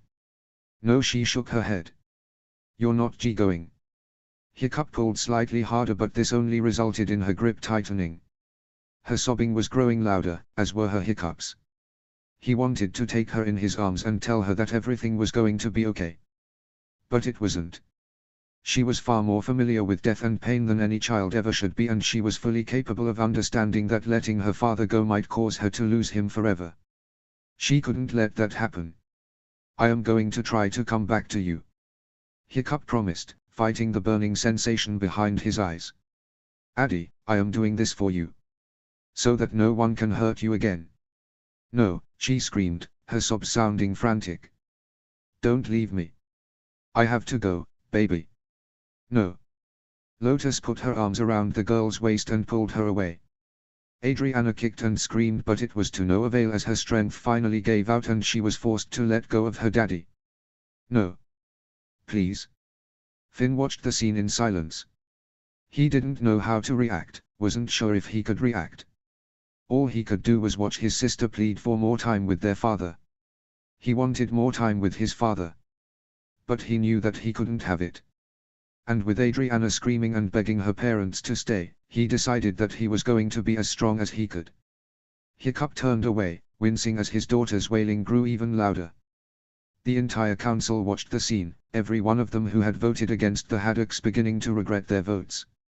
Everyone mounted their dragons, but Hiccup put up a hand to signal that they stay on the ground a moment longer.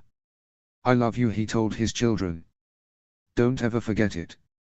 And with that, 20 dragons took off, trying to ignore the sobs and pleas of a terrified little girl.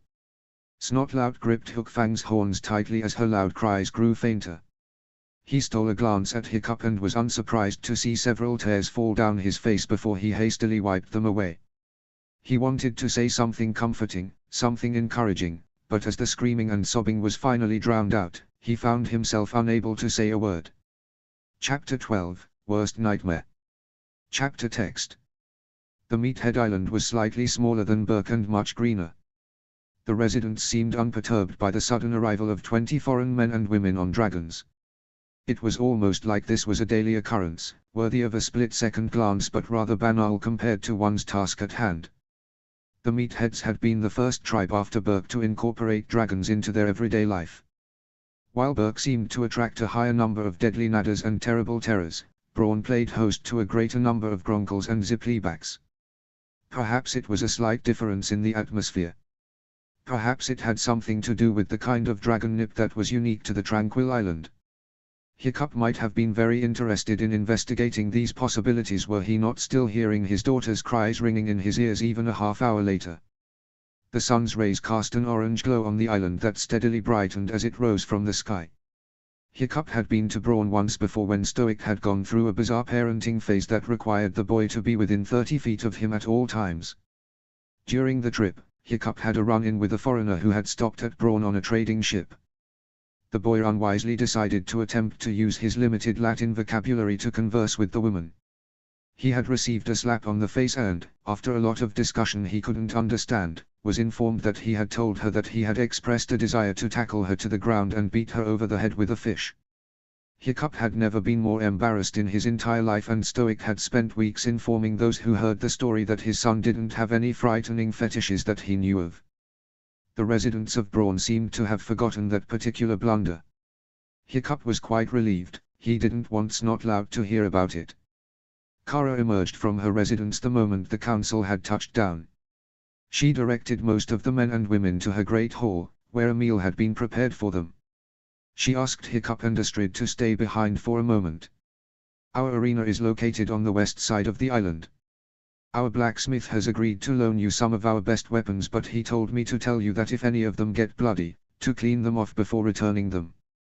Kara grimaced a bit. "Since I imagine you'll be using some of them during the duel." Hiccup nodded once. "Tell him we'll do what he wants if that becomes necessary." Astrid shuddered at the thought of having to clean her husband's blood off of anything at this point. Frederick emerged from the chief's house carrying a baby and motioning for them to be quiet.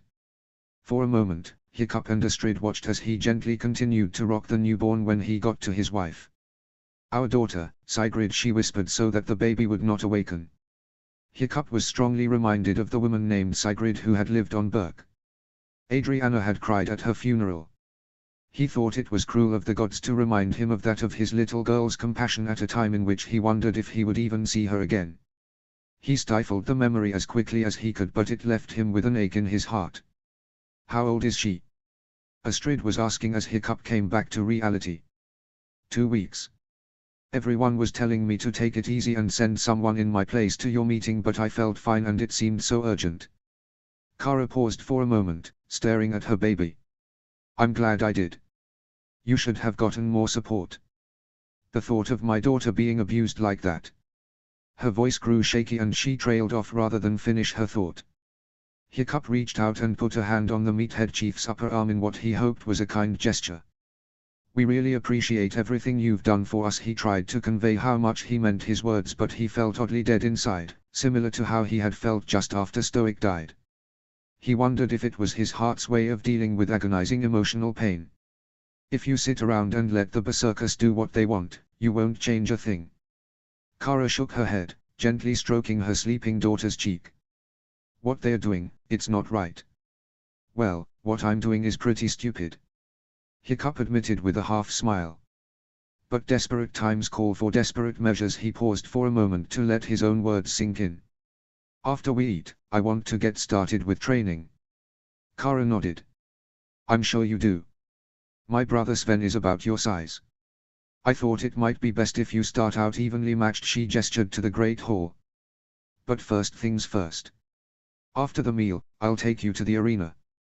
Kara wasn't kidding when she had said that Sven was Hiccup's size.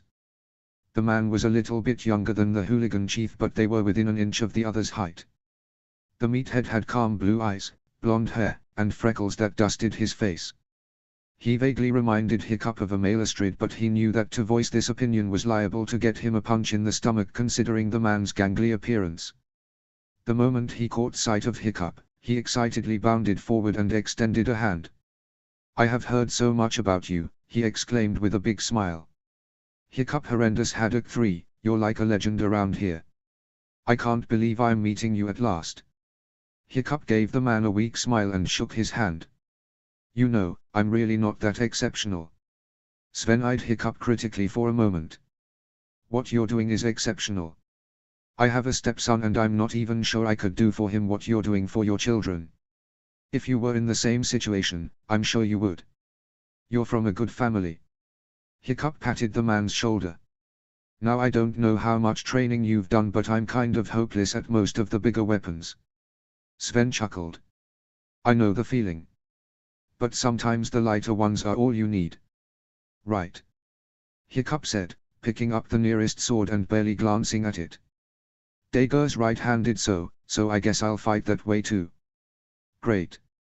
We'll both be fighting with the wrong hand then. Sven winked, putting the sword in his other hand. Ready. Hiccup took a deep breath and nodded. Sven wasted no time in raising his sword and bringing it up to Hiccup's. The metal clashed loudly, a noise that startled them both, but they didn't let it stop them. The hooligan chief felt slightly awkward holding the sword in his right hand, but he knew that Dager would never be willing to switch hands. Sven looked every bit as awkward, but his eyebrows furrowed in determination as he blocked all of Hiccup's blows. Both young men were excellent swordsmen and the fight went on for nearly 20 minutes. Hiccup had to duck to avoid Sven's blade multiple times, but he soon began to predict the man's moves before he made them. They leaped, rolled, and ran around the arena, swords clashing so loudly their ears were beginning to ring. Finally, Hiccup found an opening. As Sven was dodging his previous swipe, he immediately jabbed the sword forward, causing the meathead to fall backward. The hooligan chief stepped over him and pointed the sword at his opponent's throat. He had won. For the first time since arriving at Brawn, Hiccup was beginning to feel slightly confident in his abilities. He helped an impressed-looking Sven to his feet. Not bad. Sven said gleefully, not caring that he had just been spectacularly defeated. It's a good start. Yeah, it is. But Dager isn't a twig, a familiar voice exclaimed from the arena's entrance.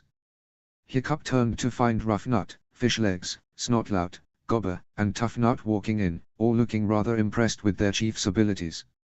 It had been Rough Nut who spoke, and everyone silently agreed that she had a good point.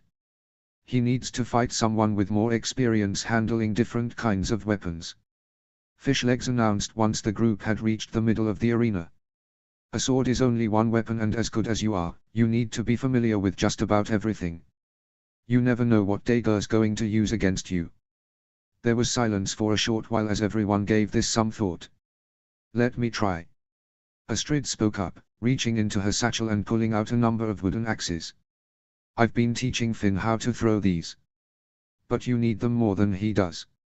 Hiccup eyed them cautiously for a moment before reaching out and taking a few. They were, thankfully, lighter than most axes, but the weight distribution was about right. The others sat down on the edges of the arena while Astrid took a few steps away from her husband. Hiccup stood in the middle, unsure of what she was planning. You've got to learn how to hit a moving target, she declared, now hopping around and going in unpredictable directions. And you have to learn how to dodge. Hiccup had always felt like hitting his wife with weapon-like objects might be considered abuse if he had married someone other than Astrid. Never in his life had he appreciated her abilities more than he did as he chucked axe after axe at her and she leaped and rolled out of the way of all of them. After 10 minutes of this, in which he had to run around and pick up the axes he had just thrown while dodging the ones Astrid had found, he had hit her 7 times. She had hit him 15. Were they using real axes, he would have been killed within the first minute. All the confidence the bystanders had for the hooligan chief seemed to seep out of them and waft away in the gentle breeze inside the arena. But this was nothing compared to how Hiccup was feeling.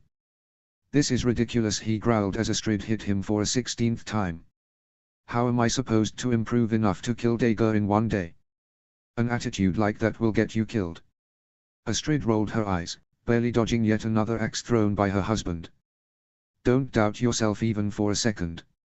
A second is all it'll take for Dager to rip you limb from limb." "Well gee, thank you for the mental image." Hiccup deadpanned, grunting as he leaped out of the way of Astrid's axe. "Focus, Hiccup," called someone from the outside, but the young chief was far too preoccupied to care who had spoken. On and on it went. Hiccup could feel bruises begin to develop thanks to the force of Astrid's axes. She wasn't being easy on him, he was grateful for that, but he was beginning to become increasingly frustrated. Dager would not be so merciful as to avoid hitting Hiccup above the neck as Astrid at least attempted to do. One collision with an axe would have taken off his head had the blade not been rounded off. Even so, his throat was now throbbing and he fell backward, hitting the ground with his hands first. He found breathing more difficult for a few seconds. "Get up!" Astrid shouted, pitching another axe at him, which hit him on the stomach. "I said get up." "Give me a second," he called back, massaging his throat with one hand while trying to put his weight back on his foot and prosthetic. "Do you think Dager will give you a second if he knocks you down?" Astrid spat, lifting an axe above her head. Something snapped inside of Hiccup. He grabbed both axes and threw them at Astrid's feet. "You win," he bellowed, finally getting to his feet. "All right. I'm hot, I'm tired, I'm beaten down. You win. Dager wins." "I don't know what I was thinking." He took a few steps forward and kicked a different axe, sending it flying across the arena and narrowly missing Gobber. Astrid's frustrated expression melted off of her face. "Hiccup. No. Forget it. I might as well spend my last day on this planet getting my affairs in order." Hiccup grabbed fistfuls of his own hair, yanking it so hard he could hear the strands snapping. It was completely silent in the arena as the young man took a few deep, shuddering breaths. "I can't do this," he mumbled. "Yes you can." Hiccup looked up at the distinctly male voice coming from the arena's side. Snotlout was standing up, giving his chief a hard stare. "You're going to have a fighting chance against Dager," he continued, striding forward and picking up an axe from the ground. "I might think your plan is completely ridiculous, but you've had weirder ones before and they all seem to work out." Was this really happening? Was Snotlout actually supporting him? Helping him? Hiccup was deeply touched, but he knew that to say it would probably result in a fist in his stomach, and with the bruises he developed there, he wasn't eager to irritate his skin anymore. His former adversary tossed him the axe, which he caught. "Your form is wrong," he said, coming too close for comfort. "Beginner's mistake. You want to shift your weight just right before throwing. Let me show you how to do it." The moment Astrid finally asked Hiccup to stop hitting her with the wooden axes was one of the biggest breakthroughs of the day. But axe training had only been part of it. Hiccup had clubbed Snotlout over the head with a rubber mace. Rather than be upset with the chief, Snotlout smiled and nodded in approval. Archery went exceptionally well since Hiccup had a natural talent for the skill. He had hit 9 out of the 10 targets placed in front of him. He was soaked in sweat and panting by the time he had run through every single weapon they had. The sun was beginning to set when the previously silent Thorsten twins bounded forward with unnervingly delighted expressions. "You may think you know about all these weapons," Toughnut began, melodramatically gesturing to the pile of used practice weapons. "But you're missing the most important one of all. His brain." Fishlegs piped up, feeling a bit left out of the training session. "No. Why would you hit someone with your brain? It wouldn't even bruise him. Plus you'd have to cut your head open first." Roughnut called, acting like this was the most obvious thing in the world. That's not what I meant." Fishlegs muttered, looking very sheepish. What I was trying to say is that you're missing your body. Tough Nut exclaimed, throwing his arms out in triumph as if expecting applause. 6 pairs of eyes rested on him and at least 3 eyebrows raised in confusion. You know, Tough Nut, I'm pretty sure I'm going to be bringing my body to the duel. Hiccup said, mostly to continue the conversation so he could see where the heck it was going to go. Oh well, yeah. Unless, what if you went as a ghost? How cool would that be? Tough Nut turned to his sister, who looked just as excited about that possibility as he was. That would be awesome. Is there any way to make a ghost out of someone without killing them? She looked hopefully at her husband who still looked dumbstruck at the suggestion. Guys, what, how, where is this going? Hiccup stammered, more confused than he had ever been over the course of the day. Where indeed, Hiccup? Where indeed? Tough Nut gave him a very knowing glance as if he expected Hiccup to get the hint. Upon seeing his abject confusion, he decided to be a bit clearer. If you don't have any weapons, use your weapons. Like this, the male twin suddenly punched the female across the face. As usual, Rough Nut retaliated by throwing her brother to the ground. Both looked gleeful at their exchange of abuse. Well, I didn't think I'd be saying this today, but the twins are right. Hiccup snapped his fingers. Dager probably won't expect that. Guys, he called, turning to face the twins, who had now started poking each other. I need you to teach me to think like you. And there's something I never thought I'd hear my husband say. Astrid muttered with an amused smirk. Mastery of this fine art cannot be taught in a day, young grasshopper. Tough Nut said in an incredibly dramatic tone, throwing his arm around Hiccup. It must be experienced. Feel the wind rushing through your hair as you leap forward to tackle someone to the ground. The man suddenly turned his face so that his mouth was mere centimeters from the hooligan chief's ear. Can you feel it? Can you smell it? Okay, this is already getting very weird. Hiccup tried to shake the arm off, but Tough Nut held on with a vice-like grip. You have to think like a fighter. Rough Nut continued. Think like one and you will become one. Suddenly, before Hiccup had been given time to fully consider what he had gotten himself into, Tough Nut let him go and punched him on the chest so hard he stumbled backward. Ow! What, why would you do that? He gasped, massaging his ribs. You have to think like your opponent. Don't let him surprise you. Rough Nut said simply, looking as unsympathetic as it was possible to be.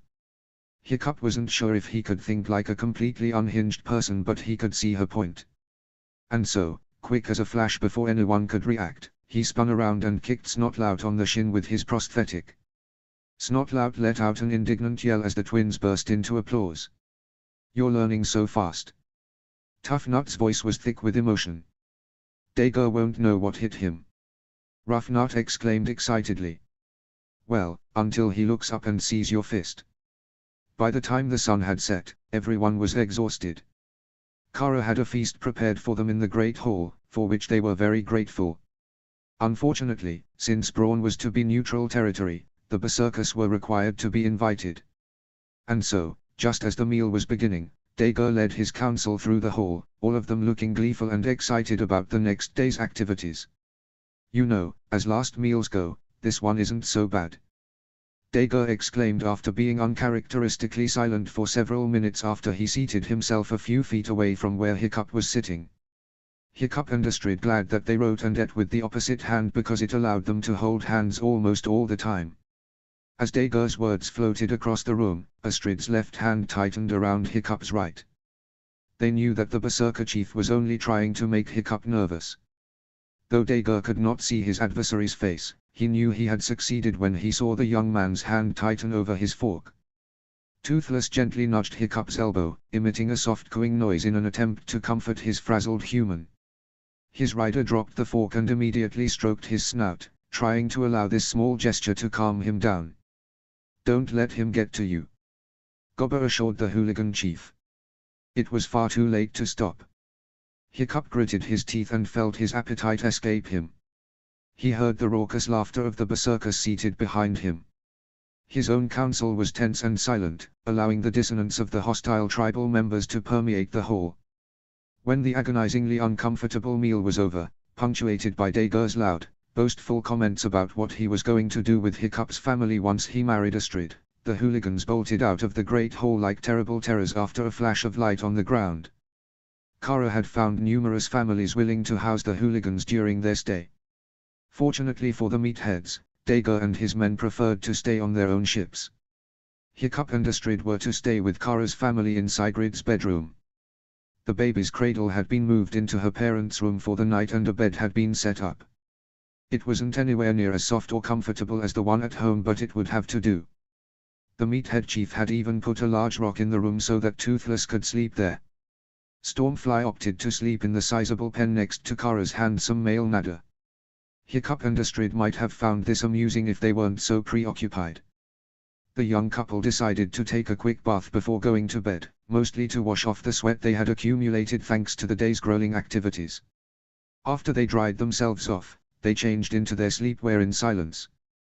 They would be going to bed much earlier than they did at home, but then again, most days didn't require them to rise at dawn. Even Astrid and Finn waited until the sun had risen to get out of bed. But there was no avoiding conversation as they realized that they were ready for bed. Hiccup sat down, resting his head against the headboard. Astrid slid into bed next to him and put her arms around his chest. "You can do this," she whispered, burying her face into his shirt and inhaling deeply. He smelled the way he always did, perhaps a bit cleaner, and she felt her muscles relax. "I know you can do this. Right?" Hiccup breathed, feeling a tightness in his stomach.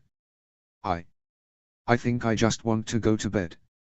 Astrid nodded and gently let go of him so that she could blow out the bedside candle. The room was plunged into darkness and she felt her husband scoot down so that he was lying in the bed next to her. She lay down as well and felt his arm drape over her and pull her closer. If this was his last night he would ever have, Hiccup wanted to spend it holding the love of his life. Astrid woke up quite suddenly, unsure of what had awakened her. She slid her arm across the bed, a spark of confusion forming in her mind.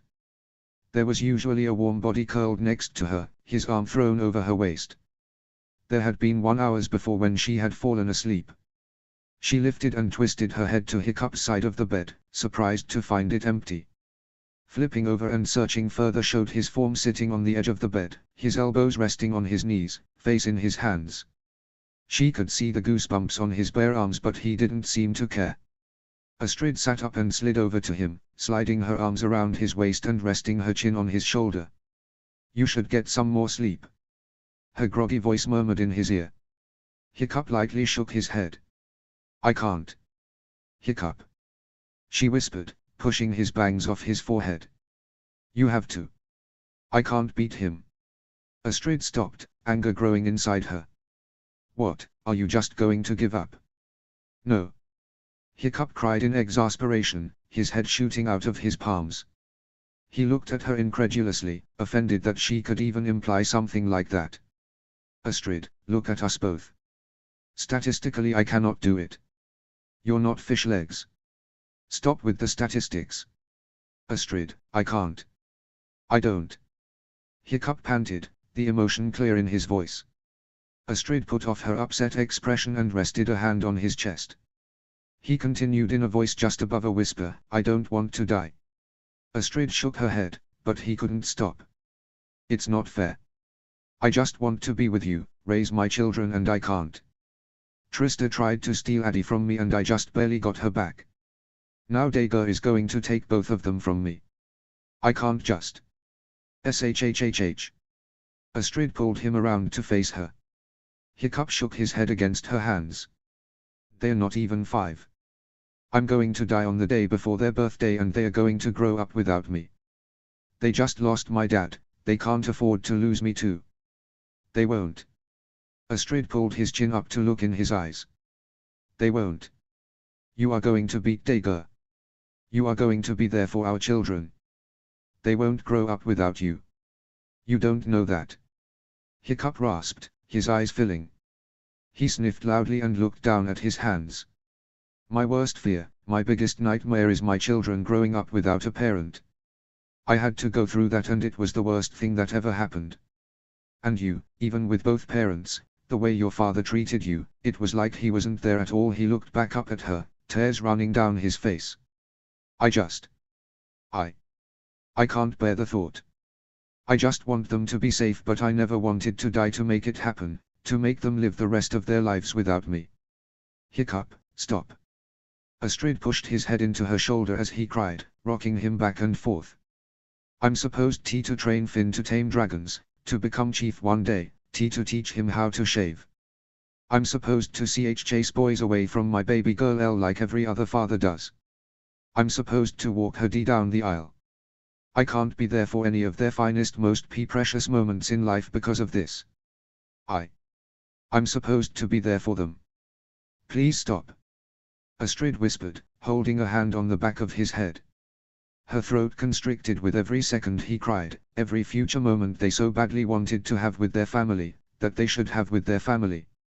You will be there. You can't beat him if you tell yourself that you won't win. I'm not saying I'm not going to try, Astrid. He mumbled from her shoulder. I'm going to try with my every breath, but it's going to cost my very breath. No. Stop saying that. Hiccup sat up and held her face in his hands, his own wet, red and splotchy. You need to tell them everything I ever wanted to. You need to teach them everything I always dreamed to. Stop it. You're not preparing me to give them your final words because there will be no final words. Astrid cried desperately, shaking his arms. She blinked, tears streaming down her face. She pressed her lips to his in a wet kiss, stroking his cheeks with her fingers when she pulled away. Your final words won't happen now. You will die of old age, you will live long enough to carry your grandchildren around the island. You will teach Finn how to shave and fight, you will walk Adriana down the aisle. You will, Hiccup, because I'm telling you to. Hiccup shook his head a little bit. You're stubborn, but even you can't claim the future as if you know it. Astrid leaned closer with a determined expression. I will not be a widow.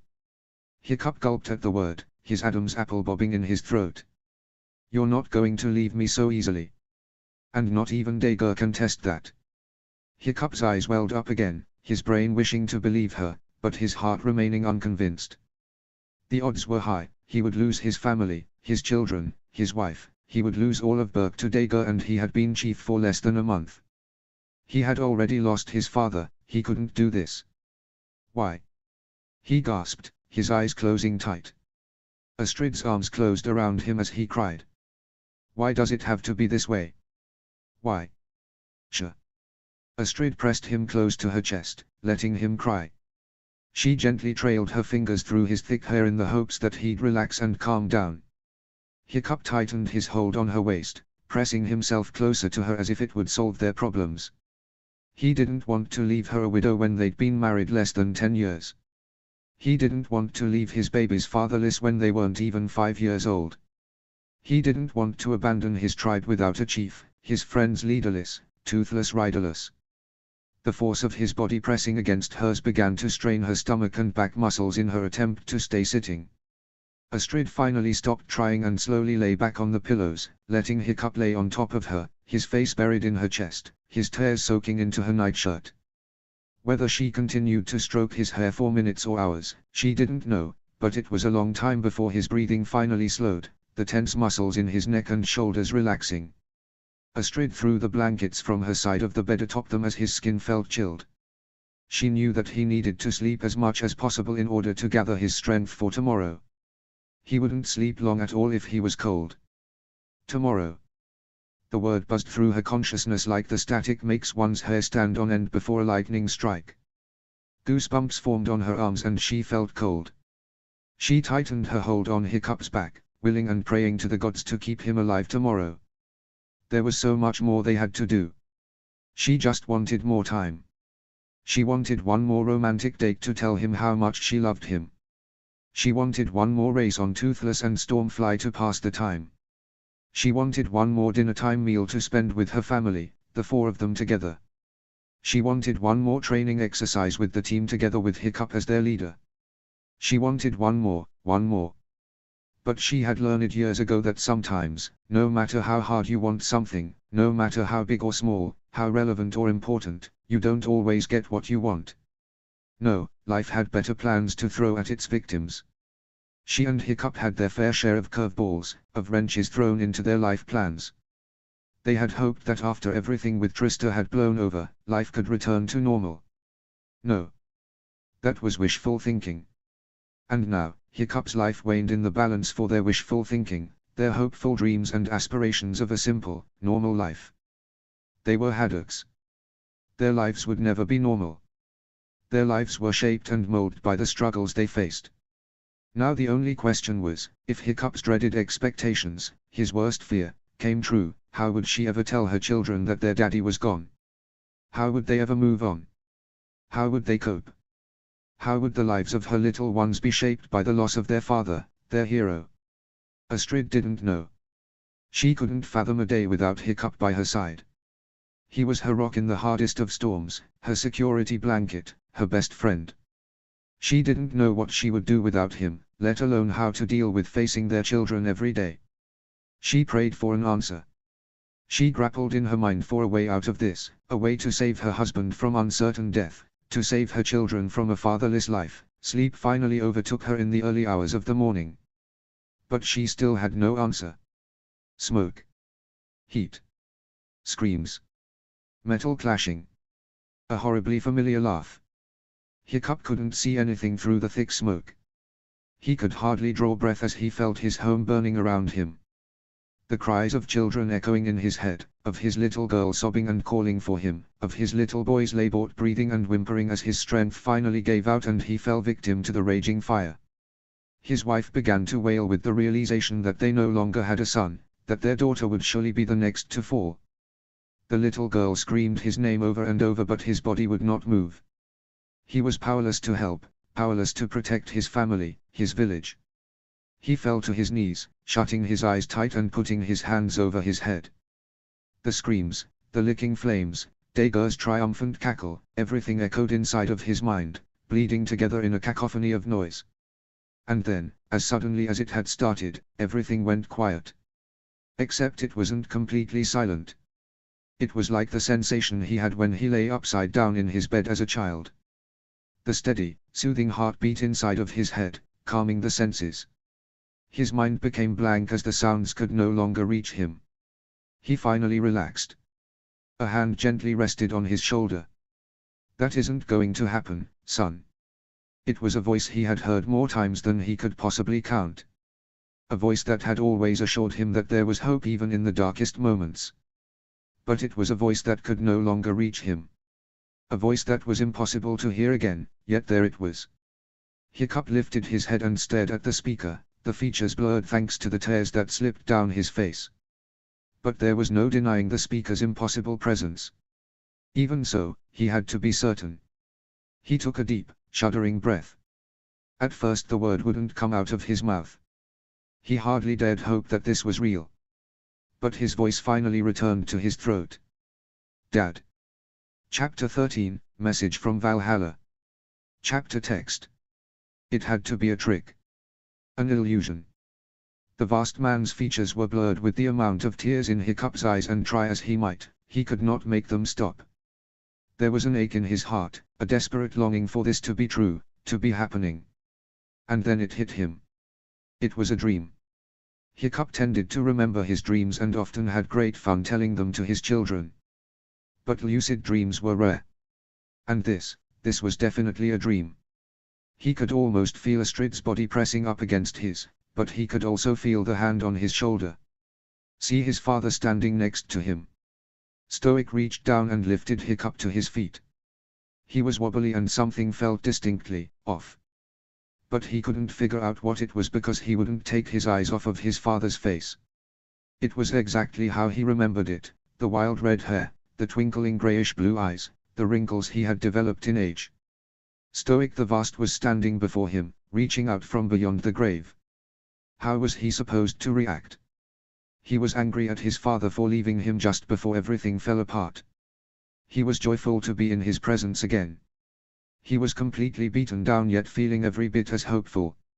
His conflicting emotions finally bubbled to the surface and he let out a laughing sob and collapsed into his father's arms, not at all caring that this was a dream.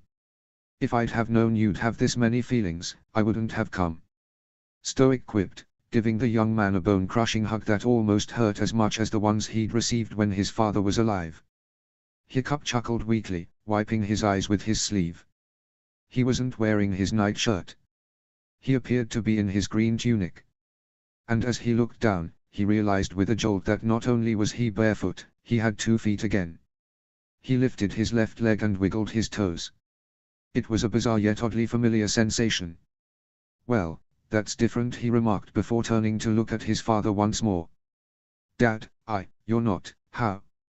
You needed me." Stoic replied, his voice every bit as gruff and manly yet kind and gentle as always. "But, this is a dream." Hiccup sniffed and blinked away the last of his tears.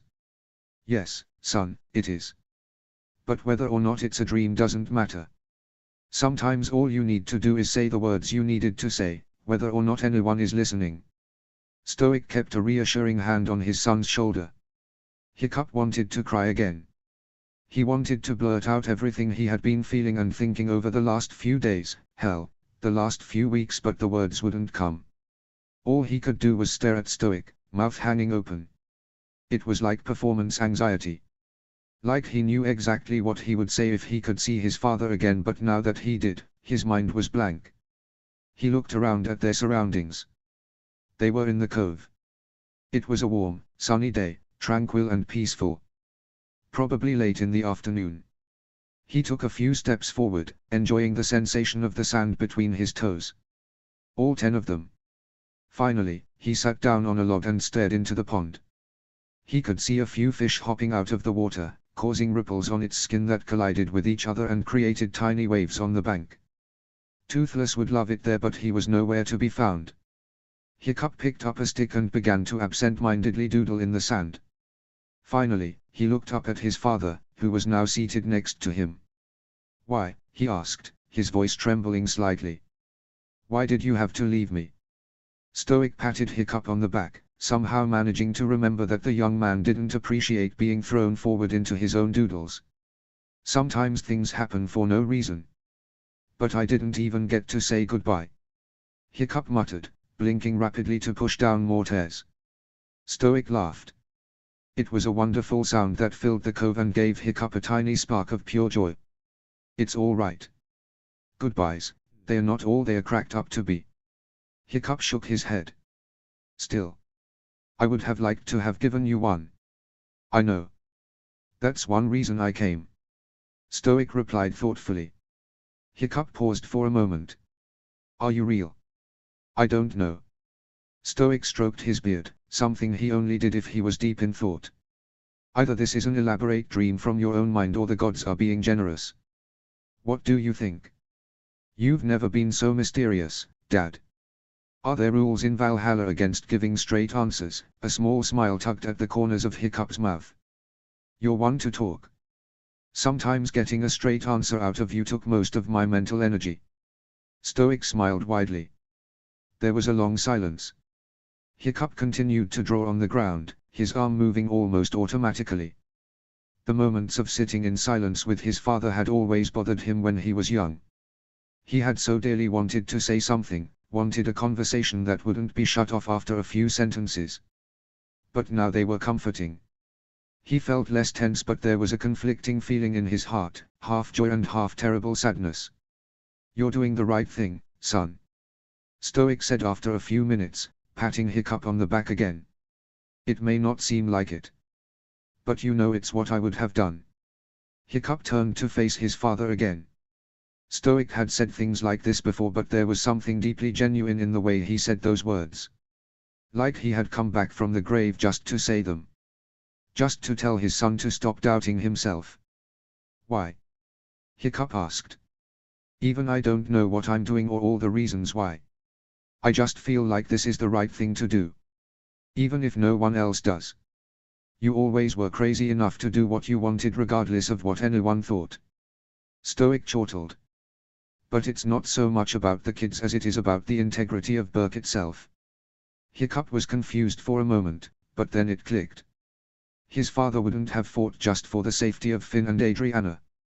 He would have done it to show that Berk would never back down. No matter what the cost. He would have fought because it would discourage others from trying to take down the whole tribe. If Berk wouldn't stand up for its most vulnerable and helpless, how would it ever stand up for anything? I have to win. Hiccup mumbled, his eyebrows furrowing and his hand tightening around the stick. Everything rides on this. I can't let them down. Stoic looked down at the drawings in the sand. You won't, he said, pointing to them and looking back up at Hiccup. And I think you know that. Hiccup followed his father's pointer finger with his eyes and finally caught sight of the image in the sand. Without knowing it, he had drawn two young adults, one man and one woman, standing next to each other and looking up at him. The woman was slim, beautiful, but even the portrait in the dirt showed that she was happy, joyful, calm, and collected. The man was confident, tall, proud but handsome, strong, and brave. Hiccup almost felt like he knew them, and then he realized that he did. The woman had his eyes, Astrid's hair, tiny hands, she was his little girl all grown up. The man looked like a much younger Stoic, but the round eyes were Astrid's while the hands were shaped more like his. This was his son, his little man finally becoming what he had always knew that he would be one day. These portraits in the dirt were almost the gods telling him that it wasn't hopeless. His kids could grow up to live happy lives one day. If he succeeded. She has your eyes. Stoic remarked fondly. And he looks very familiar. Hiccup chuckled. That's because he looks like you. Seems your genes skipped a generation. The young father continued to stare into the face of his grown-up children. In the passing moments, he saw more details, such as the roundness of the woman's face and the way the man's hair stuck up like Stoic's would sometimes when he let it down. He thought of the little children he had left behind. Could they grow into these people if he wasn't there?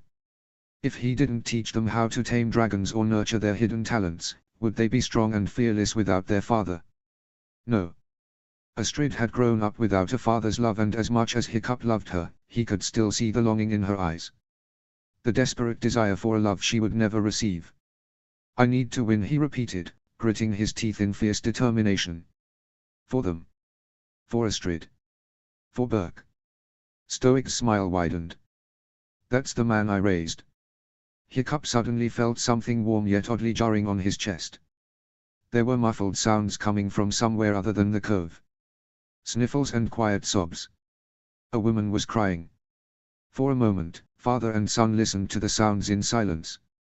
And then Hiccup felt his father's hand on his shoulder again. It's about time you went home. She's your family now. Stoic gestured to the drawings in the dirt. They're your family now. But, you're here. There just isn't enough time. Hiccup sighed, feeling guilty for wanting to stay. You don't need me anymore, Hiccup. I told you the last time I saw you that I was proud of you. And I am. I always will be. Stoic gently pushed Hiccup so that he was standing up now. A day will come when you will be saying something like this to your children. And when it does, I hope that you will be as confident in them as I am in you. The cove was beginning to dissolve, Stoic's voice beginning to echo like a long, half-forgotten memory. Hiccup's heart constricted as he felt himself being pulled back into reality, into a world without his father. Give Dager my regards. Stoic continued, winking as his face began to disappear. And tell my grandchildren I love them. I will. But, what if Dager kills me? Does it hurt? Hiccup asked, voicing the question he had contemplated for most of his life. Death. No. It's like falling asleep after a long, grueling day. But if Dager does win, you will be getting all that time with me that you wanted a minute ago. No offense, Hiccup said, smiling at his father's steadily fading face, but I guess I don't want it yet. As the cove and Stoic disappeared, the young man could still hear his father laughing. He opened his eyes, the smile still on his face. True, he was nervous, even terrified, about the outcome of the duel. But he also knew now that he was doing the right thing. Even if his father really was a dream, a creation of his subconscious mind, he knew that was exactly what Stoic would say to him if he did return, if only for a short while. Astrid, as usual, had awakened before he had. He could feel her arms around him, her face buried in his chest, her body heaving with quiet sobs. It seemed that she had finally realized what he had the previous night. That this may well be his last day. He had never heard or felt her cry like that. Like she was expecting her heart to rip into pieces in a few hours' time. He shifted and she pulled away slightly to look at him. He gently lifted his hand and wiped away a few of her tears with his thumb. "It's going to be okay," he whispered. Astrid sniffed. "You don't know that." "Yes I do. You're Astrid. You can make it okay." He brushed her bangs out of her eyes. "I love you." Astrid leaned forward and kissed him, savoring the softness of his lips and the warmth of his body against hers. It ended far too soon. "We have to get up if we're going to get to the arena by dawn," Hiccup muttered, his heart beginning to flutter uncomfortably.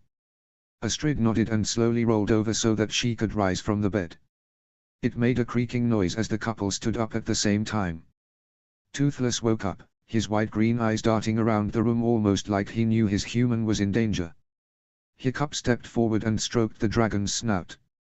The Night Fury cooed concernedly as, behind them, Astrid changed into her day clothes. She put a hand on Hiccup's shoulder. "I'm going to go make breakfast," she whispered, kissing him on the top of the head. "You don't have to do that," Hiccup said, lovingly looking up at her. Yeah, I do. I'll see you in a few minutes." She immediately left the room, clearly in need of some time alone. Hiccup patted Toothless' head one last time before turning around and changing into his flight suit.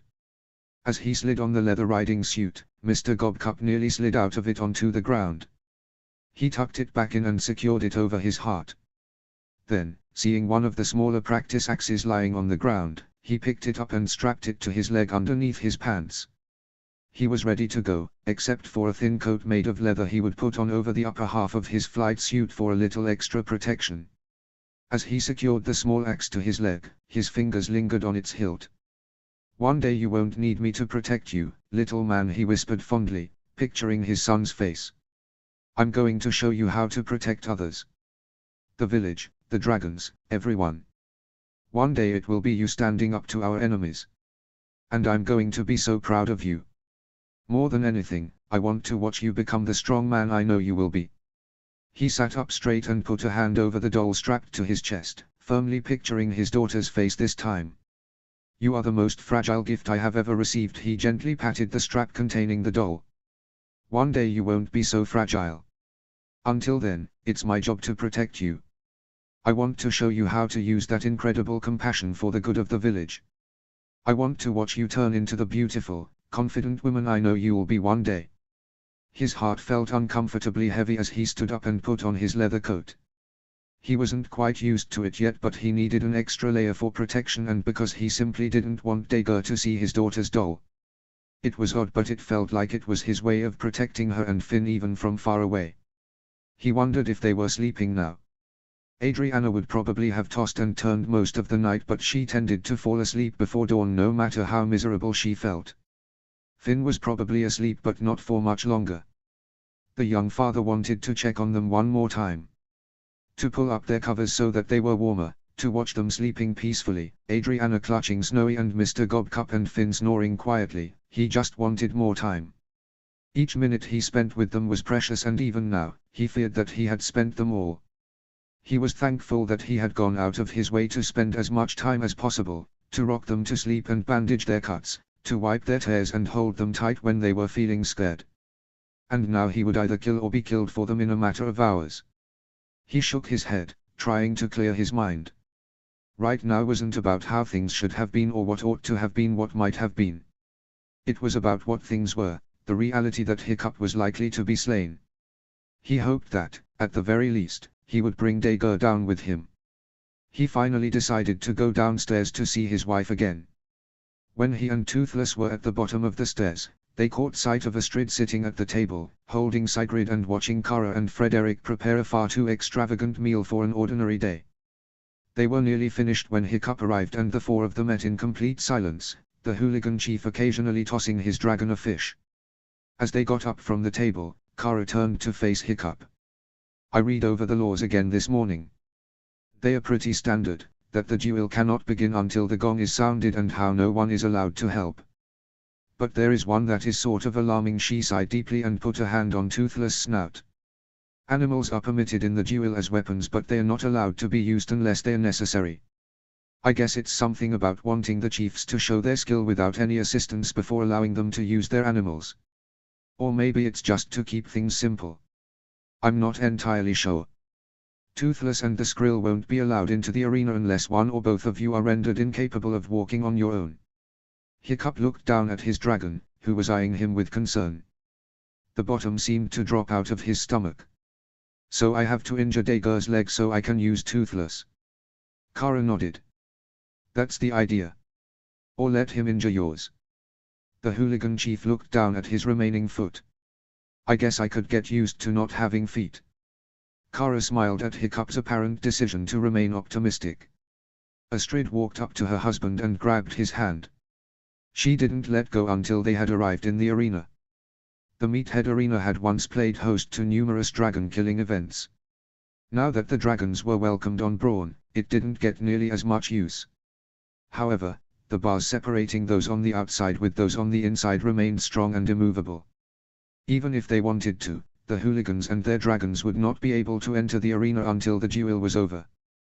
The dragons were placed in separate pens, a hooligan and a berserker standing guard on the inside, ready to open it if they were needed. Toothless put up a fuss at being separated from his human but eventually was shoved into the pen and shut in with a councilwoman named Runner. A berserker whose name Hiccup didn't know was placed with the Skrill in the pen across the arena. Both council members had their hands on a rope, ready to pull on it to let the dragons out at a moment's notice. The moment Hiccup arrived, a hush fell over the crowd of berserkers, meatheads, and hooligans. The sun's rays were barely visible over the horizon but dawn was nearly upon them. Astrid let go of Hiccup's hand for a moment so that he could secure his weapons to his flight suit. Gobber wordlessly helped him with this task. When they were finished, he put a hand on the young chief's shoulder. "Your father would be very proud of you, Hiccup," he said solemnly. "And so am I." "Thank you." Hiccup allowed himself a tiny smile. Gobber patted his shoulder. "Knock him dead, Hiccup." He walked off as the chief put on a helmet to prevent his head from cracking open if it was pushed down on the hard floor of the arena. He turned around to see Snotlout standing in front of him, not quite making eye contact and wringing his hands in front of his stomach. "Look, about what I said at the meeting. I didn't mean. I just don't. I'm sorry, okay." The man's voice was trembling but his expression remained firm. All the residual anger Hiccup might have been feeling left him at once. "I understand. I don't like what you did but I get why you did it. You have to win. Because Dager's cool and all but he'd make a terrible chief for us. And those kids." He sighed. "They don't deserve that. They're good kids, you know." Hiccup nodded. "Yeah. They're good kids." Snotlout smiled for a split second and then immediately walked away and sat down on the outside of the arena with the rest of the council. All but one. Astrid had waited until the others had said their last words to Hiccup, walking by and patting him on the shoulder or shaking his hand. Not one of them, except for Gobber, looked hopeful. Once the others had settled in, she walked up to her husband, tears spilling down her face. "Hiccup." She choked out before he pulled her in for a hug. He could feel her trembling against him, clutching his flight suit the way Adriana had before they left. "You are not going to die." Hiccup pulled away slightly so he could look into her eyes, keeping his arms tightly wrapped around her waist. She was still crying quietly, the tears streaming down her face and onto her shirt. He leaned down and kissed her tear-stained cheek, relishing the softness of her skin and the taste of salt that remained on his lips when he pulled away. He gently reached up and pushed her bangs away from her eyes. "I love you," he whispered, kissing her forehead now. "Don't you ever forget that." She shook her head. "Don't," she replied in a voice barely over a whisper. "I will always love you." Astrid let out a small, stifled sob. "Please don't do this. Astrid. You're going to be okay," she assured him, tightening her grip on him. "Tell them I love them too. Every second. Until they get tired of hearing it. And then tell them again," he murmured softly. Astrid lightly shook her head. "You tell them. Because you're not going anywhere. Listen." Hiccup reached up and cupped her chin. "If Dager kills me." "Don't say that." Hiccup kissed her on the forehead again. "Let him marry you. And then kill him. You will be able to take back Burke. You will be chief over Berserker Island. You have to do this for me. No. You're going to kill him. I know you will. For Burke. For us. She reached up and stroked his cheek with the back of her fingers. Because if you don't, I'm never going to be able to move on. You will, because that is what you have to do. You are the most focused, most brilliant, most diligent woman I have ever met. For our babies, you can do anything. For me, you can do everything, he whispered, leaning in so closely that his warm breath brushed up against her hair and tickled her forehead. Suddenly she stopped stroking his cheek with her hand and lightly punched him in the stomach. He grinned widely, his eyes beginning to burn uncomfortably. That's for the suicide mission, she said, a tiny smile on her lips. They both knew what was coming next. Hiccup placed one hand behind Astrid's head, threading his fingers through her impossibly soft hair. The other he kept on her waist, drawing her in closer. She put both her hands on his face, her thumbs wiping away the fresh tears beginning to rain from his emerald green eyes. They both leaned in and felt their lips meet in a gentle caress which caused tidal waves of shivers to sweep through their bodies. The salt from their tears moistened their lips, but they did not break apart, would not allow anything to come between them. Astrid felt her body weaken, a soaring feeling deep within her from the passion of the embrace, but her heart squeezed in agony at the thought of allowing her husband to let her go. Hiccup held her up as he felt her weight shift slightly. He couldn't let this moment end. But end it did as they finally broke apart, her hands moving down his chest and back to his waist and his remaining where they had been, one gently stroking her hair and the other pulling her closer. That was F4. Astrid paused, her voice strangled as a waterfall of fresh tears poured down her face. She forced her voice through. For everything else. Hiccup chuckled softly through his tears, not bothering to try to stop them. He could hear a hush fall over the arena as the time for the duel came closer. He knew he had to let her go. He knew it was over, that the only way he would have her back in his arms would be to win, to kill Dagur. He would emerge from this either dead or a changed man. This was his last moment with her as he was, as someone who valued life enough to spare it at all costs. But not today. The sun's rays were beginning to produce a dim light in the arena, casting strange shadows across its floor and its occupants. Hiccup and Astrid could hear Dagur strutting into the ring behind them, sighing loudly in anticipation. The time had come for the couple to break apart. The time for the duel was upon them. Chapter 14, To the Death. Notes. This is one of my favorite chapters from the whole series. And you'll see why soon. Thank you, Emmert K. for writing the duel so amazingly. Chapter text. Hiccup set his left hand on the pommel of his sword before picking up his Gronkel iron shield. He still wasn't used to holding his weapons with the opposite hand. Yesterday's grueling practice thankfully gave him some familiarity, but if he survived this he vowed he would never fight with his right again. Before exiting the tunnel entrance, he gave Astrid one last kiss. His heart pounded when he pulled away and the fear in her eyes wasn't lost on him. But she was determined as well. He prayed he would be as strong as she. The moment was broken when Dagur cleared his throat loudly. You realize we are supposed to be fighting before the sun comes up, right? Hiccup lightly brushed Astrid's bangs out of her eyes, stroked her cheekbone, and abruptly walked into the arena. The lump in his throat broadened with each step and he continuously tried to swallow it down. He finally lifted his head and stood tall, facing his opponent, his rival. His mortal enemy. Don't feel bad, Dagur droned, teeth gleaming in the dusk. Your trip to Valhalla will be glorious. If it makes you feel better, I could kill Astrid as soon as I'm finished with you. She would put up a fight big enough to earn herself a warrior's position. Then she could join you. A surge of anger spiked through Hiccup's chest and suddenly, he wanted to hit him. Fueling his adrenaline, he forced into his mind every bad word, every attack, every single time Dagur tried to hurt him from the time he was a little boy up until he was an adult. Suddenly he felt ready. In his mind's eye he saw the fearful looks his children had given him before he left. He imagined the future they would have if Dagur killed him. That future couldn't happen. Not on his watch. He didn't know how he was going to win. He still was unsure if it was possible. But he'd be cursed forever if he didn't try. Your face is splotchy. Been crying, have we? You never really were a real man anyway. Dager taunted with a mild chuckle. Hiccup gripped the strap of his shield angrily. Real men aren't afraid to show love and devotion, Dager. But you wouldn't understand what that means. Real men shouldn't show weakness. Dager retorted. Unfortunately, you have been showing weakness since the day you were born. Small, weak, helpless. You were never even meant to be a real man. I think the gods got you confused. Hiccup felt his neck and ears burn with his anger.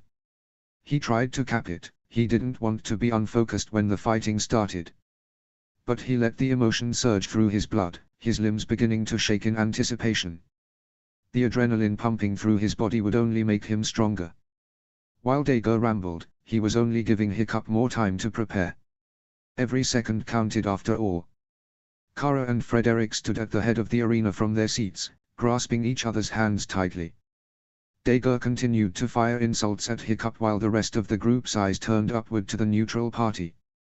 The meathead chief pressed her lips tightly together to wait for Dager to stop talking for 3 seconds. He never did, so she finally shouted, "Fighters ready." Hiccup backed up a few steps, drawing his sword and facing Dager. Dager followed suit, a wide, confident smirk on his face. The berserker didn't even have a shield with him. His suit was decked in daggers big and small, a sharp hatchet was strapped to his left shoulder and his sword hung from its scabbard at his left hip.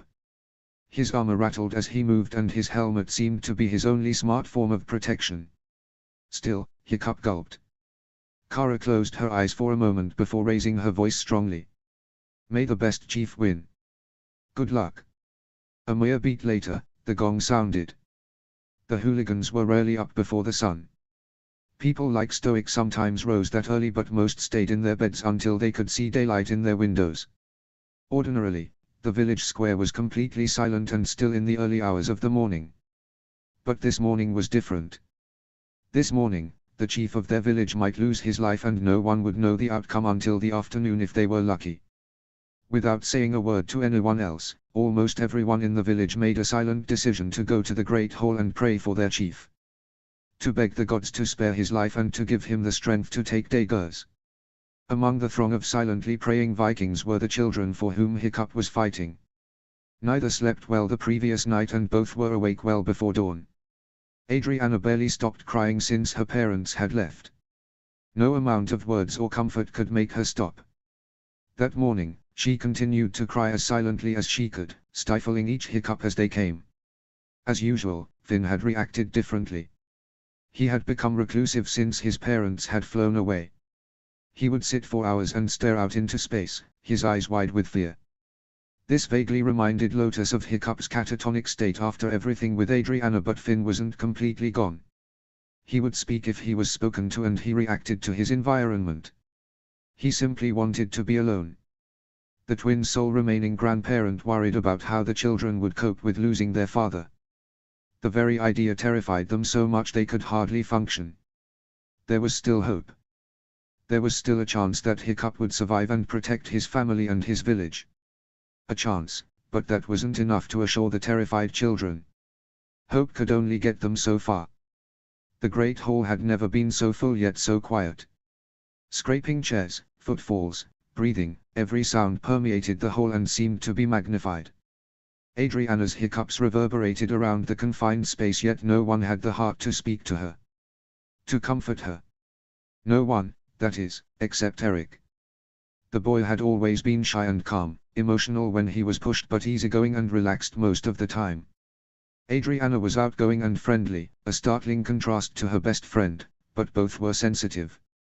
They seemed to understand each other on a deep level that no one else could reach. They instinctively knew how the other was feeling. And more importantly, they knew what the other needed. Eric walked up to Adriana and wordlessly put his arms around her. She let out a muffled sob and buried her face into his shoulder. Several of the hooligans turned their heads to watch the two of them for a moment before resuming their prayers. Heather noticed the pair of them out of the corner of her eye but focused her gaze on Finn. The boy was sitting down and staring at his boots. His shoulders were hunched and his expression completely blank. She carried Inga over and sat down next to him, allowing the toddler to sit in her lap. Even Inga seemed to feel the tension in the room. She curled into her mother's arms and shut her eyes, becoming very still. Heather put her hand on Finn's back and gently rubbed it. "You'll be okay, little man," she whispered to him. Finn didn't move. He acted like he didn't even know Heather was there. After a few minutes of agonizing silence, Inga's eyes opened. She reached down, patted Finn's shoulder with her tiny hand. He looked up at her and she smiled widely at him. After a moment, he smiled back. The sun was beginning to rise, signaling the dawn of a new day. Hundreds of Vikings prayed more fervently with every minute. It all depended on Hiccup now. Their village was in his hands. The slam of metal against metal jolted Hiccup's bones when their swords met. Dager drove him backwards, swinging his sword with a strength and ferocity unmatched to his fellow hooligans. But he blocked and parried each blow with his own weapon and shield, unwilling to be taken down so quickly. Dager cackled with each swipe of his weapon, sure his adversary would be dead in mere minutes. Hiccup was backing up toward the wall so easily, it was as if he wanted to die. He wasn't putting up much of a fight, he was merely working defensively. He would never stop attacking and Hiccup would never win if all he did was protect his thin, weak frame. Yes, Burke was practically in his clutches. Those little brats would soon be his, as would the Night Fury and the beautiful wench Hiccup called a wife. "Come on, stabilize yourself," a man's voice shouted from the hooligan's side. Dager knew it to be that Snot-Fist man. Hiccup gritted his teeth and met Dager's sword with his, this time keeping the weapons together in a tight block. He also forced his heel and prosthetic into the cobblestone, willing himself to stand firm. Dager soon found himself stepping backwards. He grinned. "You're a fool if you think you can defeat me." Hiccup then shoved him backwards a few feet. Before Dager could say a word, Hiccup had lunged forward with his sword slicing towards his ribs. Dager barely deflected the blow before another came his way. Dager gritted his teeth, surprised at Hiccup's sudden fierce fighting skills. The pipsqueak never had been a good fighter, so where was this coming from? Dager blocked Hiccup's sword above their heads before snatching a thin dagger from his belt. Hiccup jerked backwards when the blade nearly dug into his chin in a fast uppercut. Dager slid the blade back down and sliced Hiccup's left arm. He jerked, forcing Dager back and leaving a few feet between them. From the corner of his eye, he knew he was bleeding. They had been fighting for only a few minutes and the first blood had already been drawn. His blood. Dager cackled at Hiccup's paws. "Too tired already? Ready to forfeit those brats and your tribe?" Hiccup smirked as he talked and pushed a button on his shield. Dager's eyes widened at the last second as he remembered, the centerpiece flew forward and wrapped around his torso. Dager struggled until Hiccup yanked him forward. He soon felt Hiccup's stronger right knee smashing into his nose, making him howl in unexpected pain. The hooligans cheered in satisfaction until Dager broke the cord, swiping Hiccup's legs out from under him. Hiccup's back slammed into the cobblestone, knocking the air out of him. Dager stood over him, sword in hand, and Hiccup's eyes widened. He barely blocked Dager's blade over his face in time, his hand shaking at the force. He needed to lose the shield. As unwise as that was, he needed both hands. He knew his weaker arm wouldn't hold out forever, and by Dager's hardened expression, he took Hiccup seriously now. No more games, he was going to come out swinging from here on out. Gritting his teeth at the stalemate, Hiccup broke eye contact to see Dager's legs standing on either side of his. A burst of tough nut inspiration came to mind and he threw his right leg up and around the outside of Dager's leg.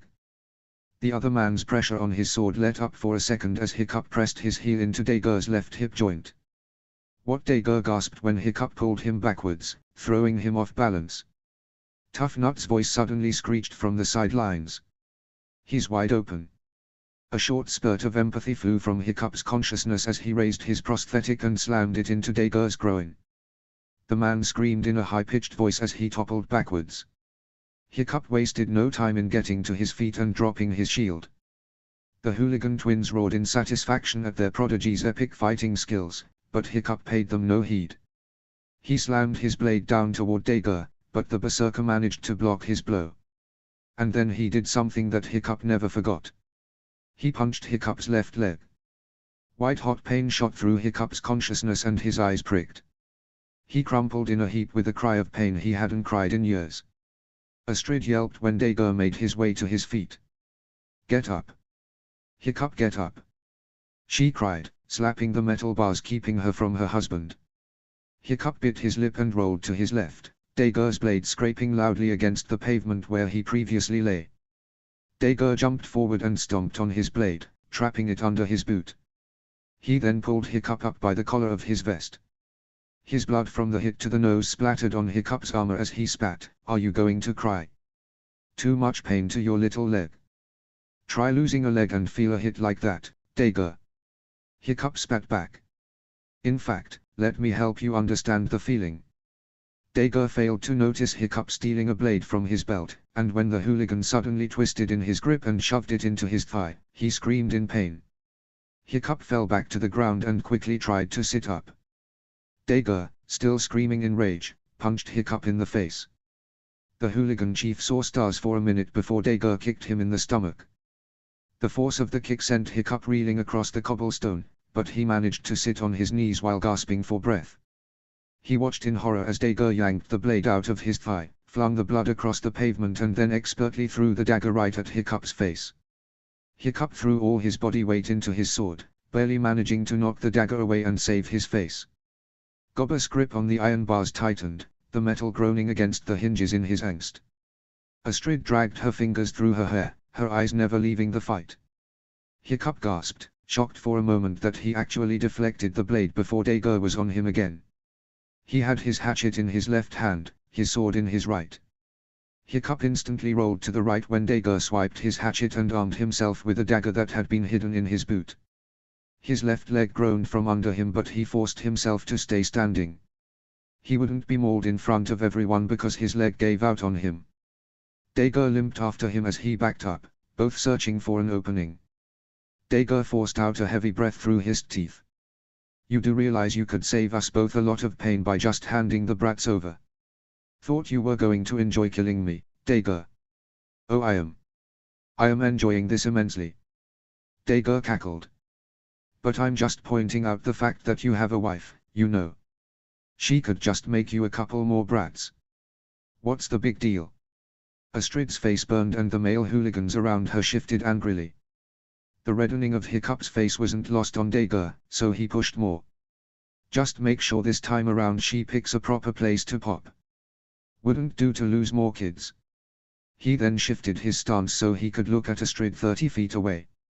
"However, I could give you better children than him. I can guarantee it." He was interrupted by Hiccup's indignant growl as he lunged forward. Dager welcomed the attack, throwing his left arm into a wide swing.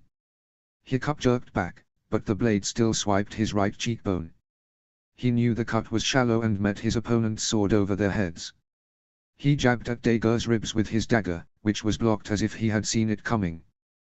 Then with a sharp twist of his hand and slice, blood slashed across Hiccup's hand and his dagger went flying.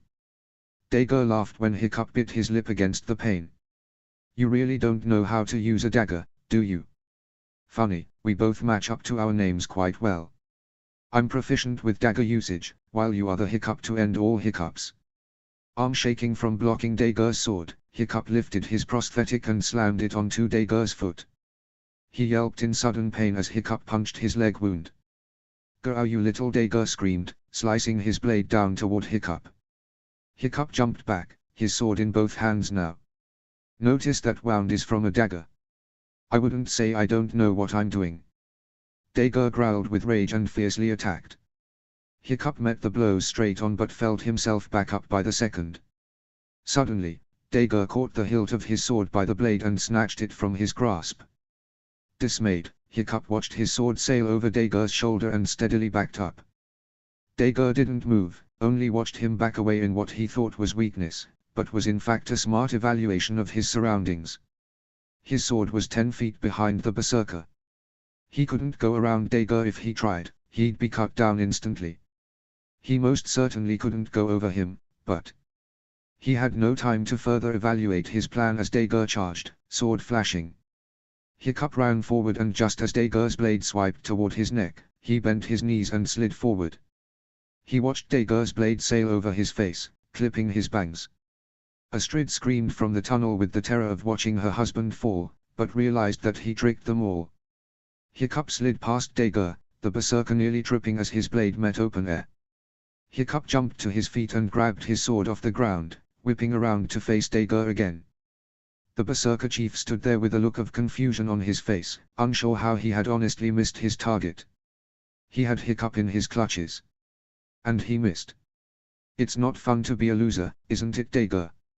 Hiccup asked shrewdly, a slight smirk gracing his features when Dager scowled. Hiccup raised his sword with both hands, anticipating another attack.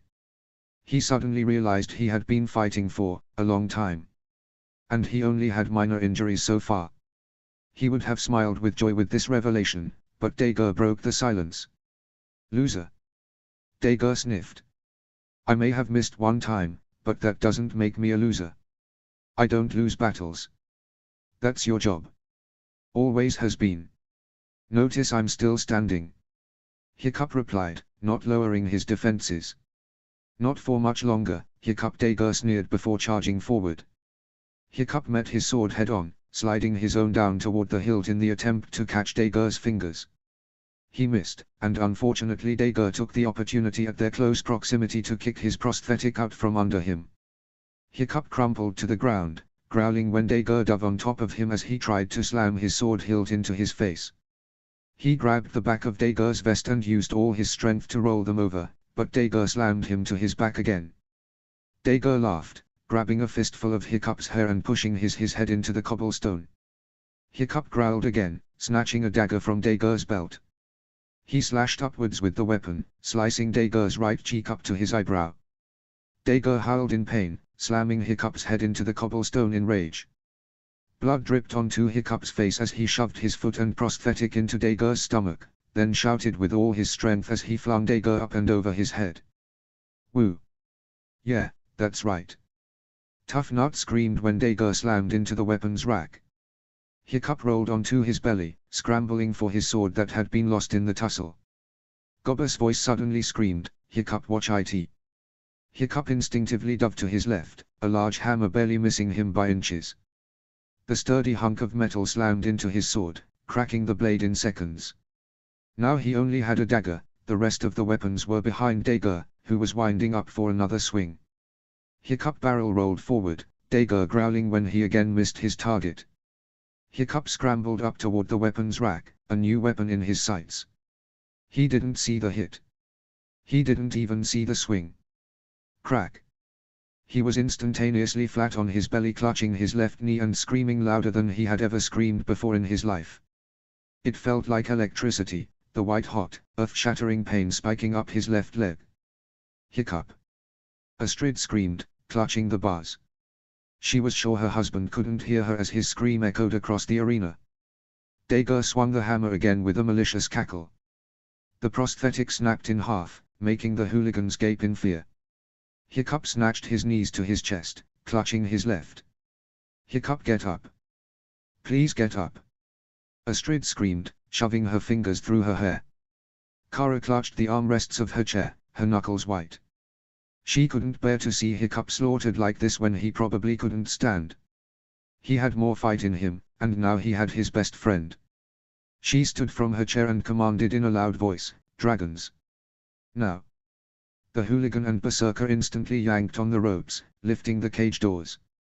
Toothless was out in a flash, raising a plasma blast deep in his chest and firing at Dager just as the berserker wound up for another swing. The blast hit Dager square in the back. The leather of his suit sizzled, melting across his skin painfully.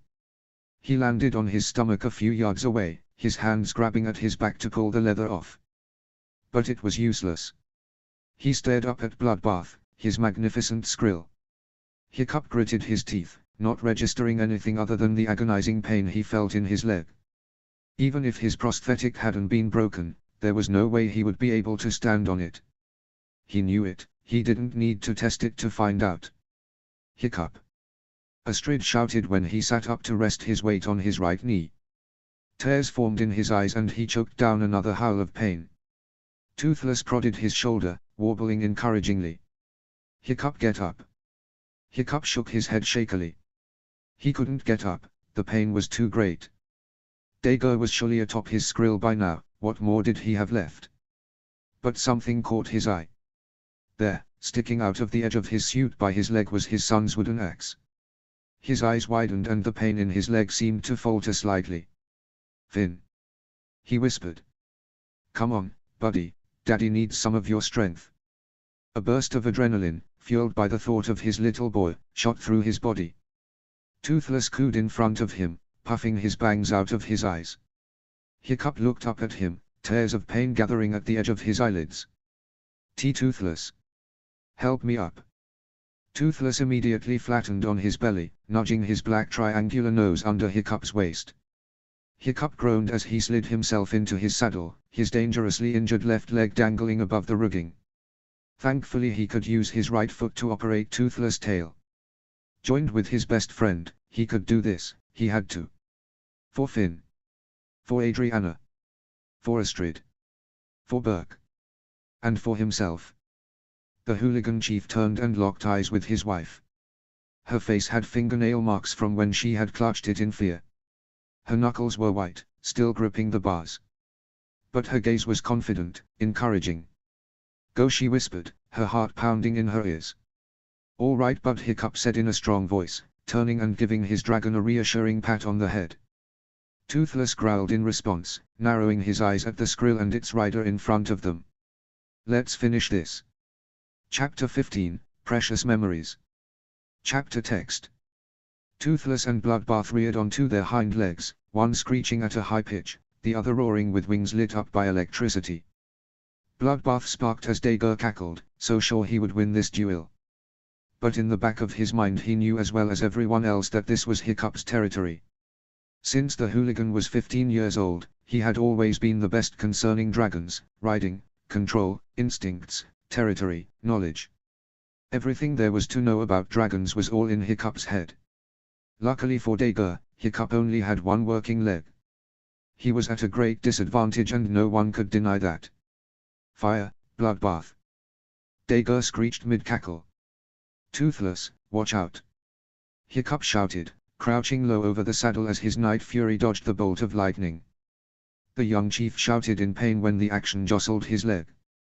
He found he needed to use more upper body strength than usual to stay on. Without his prosthetic and only his suit straps holding him into the saddle, he was off balance. Another disadvantage.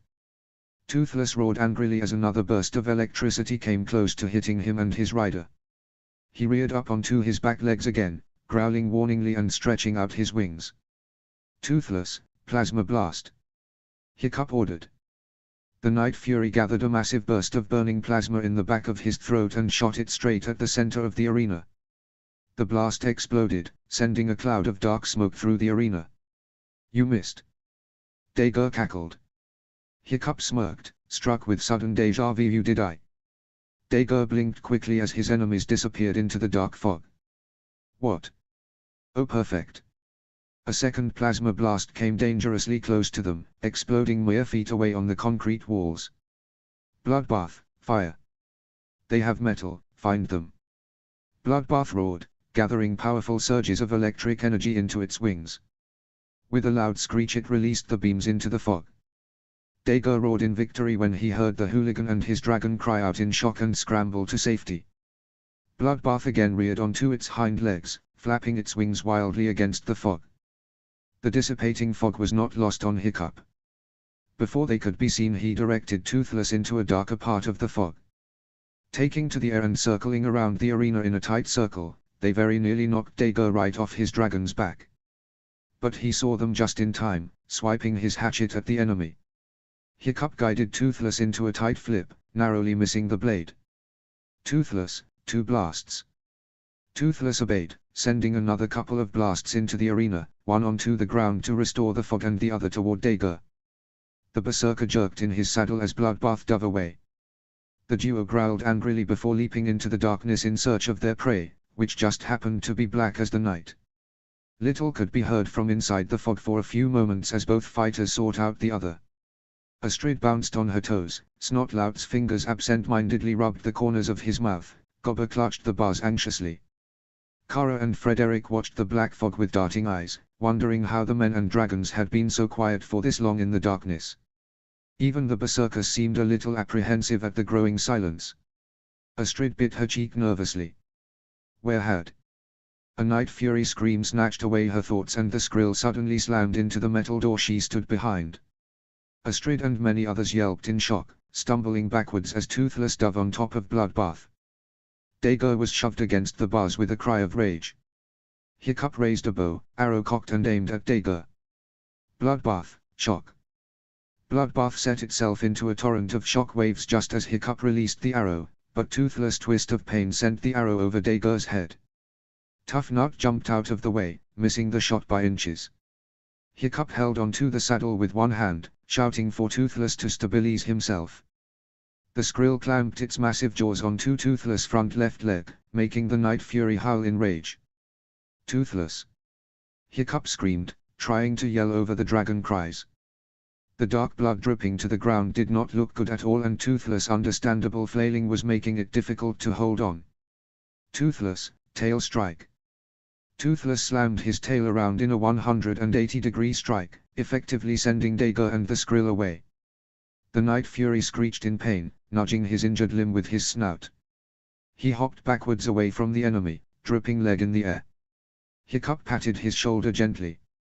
Easy bud, easy. Hiccup eyed the gate for a moment. Kara noticed this and nodded before either dragon or warrior could attack again. Open the gates. But Chief One Guard began, but she cut him off. No. They need more room to fight. You're supposed to be the neutral party, Dager sneered from below. You're trying to give Hiccup more of an advantage. This is my arena.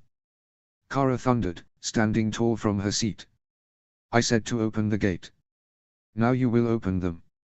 Dager chuckled as men scrambled to the pulley systems operating the massive iron gates. Fine, open them. But I can still kill him before he can even get out. The deranged berserker slammed his heels into Bloodbath. The massive purple lunged forward in a scream of indignation, the wings bursting into torrents of electrical energy. Hiccup snapped the pedal down as Toothless simultaneously raised his wings. The duo lifted straight into the air and quickly arched backwards to avoid hitting the chained dome above them. The Skrill also shot into the air, snapping its jaws at Toothless' tail. Hiccup notched an arrow into the bow, sat up and twisted straight behind him. He released the arrow, but it only swiped Dager's right arm. He growled in frustration at his horrible aim. It wasn't enough to shed blood anymore. He needed a death blow. Banking sharply toward the weapons rack, Hiccup twisted Toothless so he was flying belly up and snatched a sword from it as they flew by. He righted Toothless and tested the weight of the blade. It was heavier than he was used to, but it would have to do. He decided to fight with his left arm from now on. Dager wouldn't be paying attention to the rules. Why should he when his very life hung in the balance? By this time, the meatheads had the gate halfway opened. The two large dragons only had so much flying space, and crashing did not sound very appealing to either man. Hiccup looped Toothless around the arena one last time, but the Skrill could not be shaken. The dragons could only dodge each other's shots for so long, it was only a matter of time before either or both were hit. Hiccup looked ahead at the still mostly lowered gate and furrowed his brow determinedly. Crouching low to Toothless' back, he slammed the pedal down harder. Go Toothless, you got this. The duo sped forward and blasted through the narrow space and into open air. The meatheads yelled in shock as the black dragon shot past them and the gate slid back down a few feet. Dager cursed, nearly plowing his purple dragon into the metal gate. Open it, you fools. Open it. Hiccup flew Toothless high into the sky, away from the arena to catch his breath and gather his bearings. His leg still hurt like hell, but that wasn't the first thing on his mind right now. He watched the hooligans and berserkers flood out of the arena stands to watch the remaining half of the battle. This was it. He knew in a matter of minutes, he would either be dead or alive. He nearly chuckled at that stupid, oxymoron-like train of thought, but Toothless' growl alerted him of the approaching Skrill. Dager quickly spotted them against the bright red sunrise and quickly pressured his dragon to meet them in the air. Hiccup sighed lightly and rested a hand on Toothless' head. He glanced in the direction of Berk with slight sadness, but the moment fled as fast as it came. All right, bud, let's show them who rules the skies, shall we? Toothless' fierce bellow that released from his jaws echoed across the island as they tucked into a steep nosedive toward their enemies. Hiccup clutched the saddle with his right hand and the sword in his left, eyes narrowed on his target. His ears popped and streamlines gathered at the edges of Toothless' wings as they broke the sound barrier. The Night Fury's sonic filled the air, shouting to the clouds that the strongest duo in the archipelago had arrived and would not be taken down so easily. This was their territory and they would not be deterred. Dagur gritted his teeth as the black pair zoomed closer and closer. Hiccup wouldn't collide with them, he would kill them all. He wasn't that stupid. The berserker's eyes widened when the duo didn't let up their speed. Hiccup was insane. Dagur yanked on the reins, sending Bloodbath into a sharp twist to the right. The Night Fury easily lifted out of the dive and shot at the fleeing Skrill. The shot grazed Bloodbath's shoulder and the hooligan duo easily overtook them. Dagur shouted in alarm when Toothless rammed into the Skrill, sending them catapulting towards the water. Hiccup struck Dagur's armored shoulder with his sword, cutting cleanly through the leather. Dagur twisted around and jabbed at Hiccup with his own weapon. Hiccup blocked the attack, punching Dagur in the face with his free hand. Toothless bit at the Skrill's thick purple hide with his sharp teeth, making the larger dragon howl in agony before lighting its scales in a current of shock waves. Toothless leaped off just in time, blasting the Skrill with another plasma blast. The crowd watched the duo hurtle toward the ocean before they began to cry out in alarm. They didn't have much air left. Astrid gripped Gobba's arm for something to hold on to. She bounced on the balls of her feet as the ocean became too close for comfort, the men and dragons still fighting too fiercely to notice. "Pull up, Hiccup! Pull up!" Astrid screamed, her nails nearly cutting into Gobba's skin. Hiccup swiped his weapon at Dagur one last time before yanking Toothless away. He pulled up on the saddle and equipment, barely managing to level off just above the water. Ocean spray flew in all directions from the speed of their flight, but Hiccup twisted to look behind him. He knew Dagur would try to shove them in the water if he had the chance. The Skrill had narrowly missed the ocean as well and was looping back around to chase after them. He lifted Toothless into the air to gain more height. Bloodbath angled itself upwards to catch up to the Night Fury in the air. Dagur and Hiccup both prepared their swords as the dragons neared each other. Dagur made the first strike in a swift uppercut toward Hiccup's neck with his sword. Hiccup narrowly dodged, grabbing Dagur's arm and yanking it down towards his leg. He raised his sword and Dagur's eyes widened. "Oh no you don't!" Dagur bellowed, kicking Hiccup's left leg before he could send his sword down. Hiccup screamed and Toothless' flight faltered for a moment.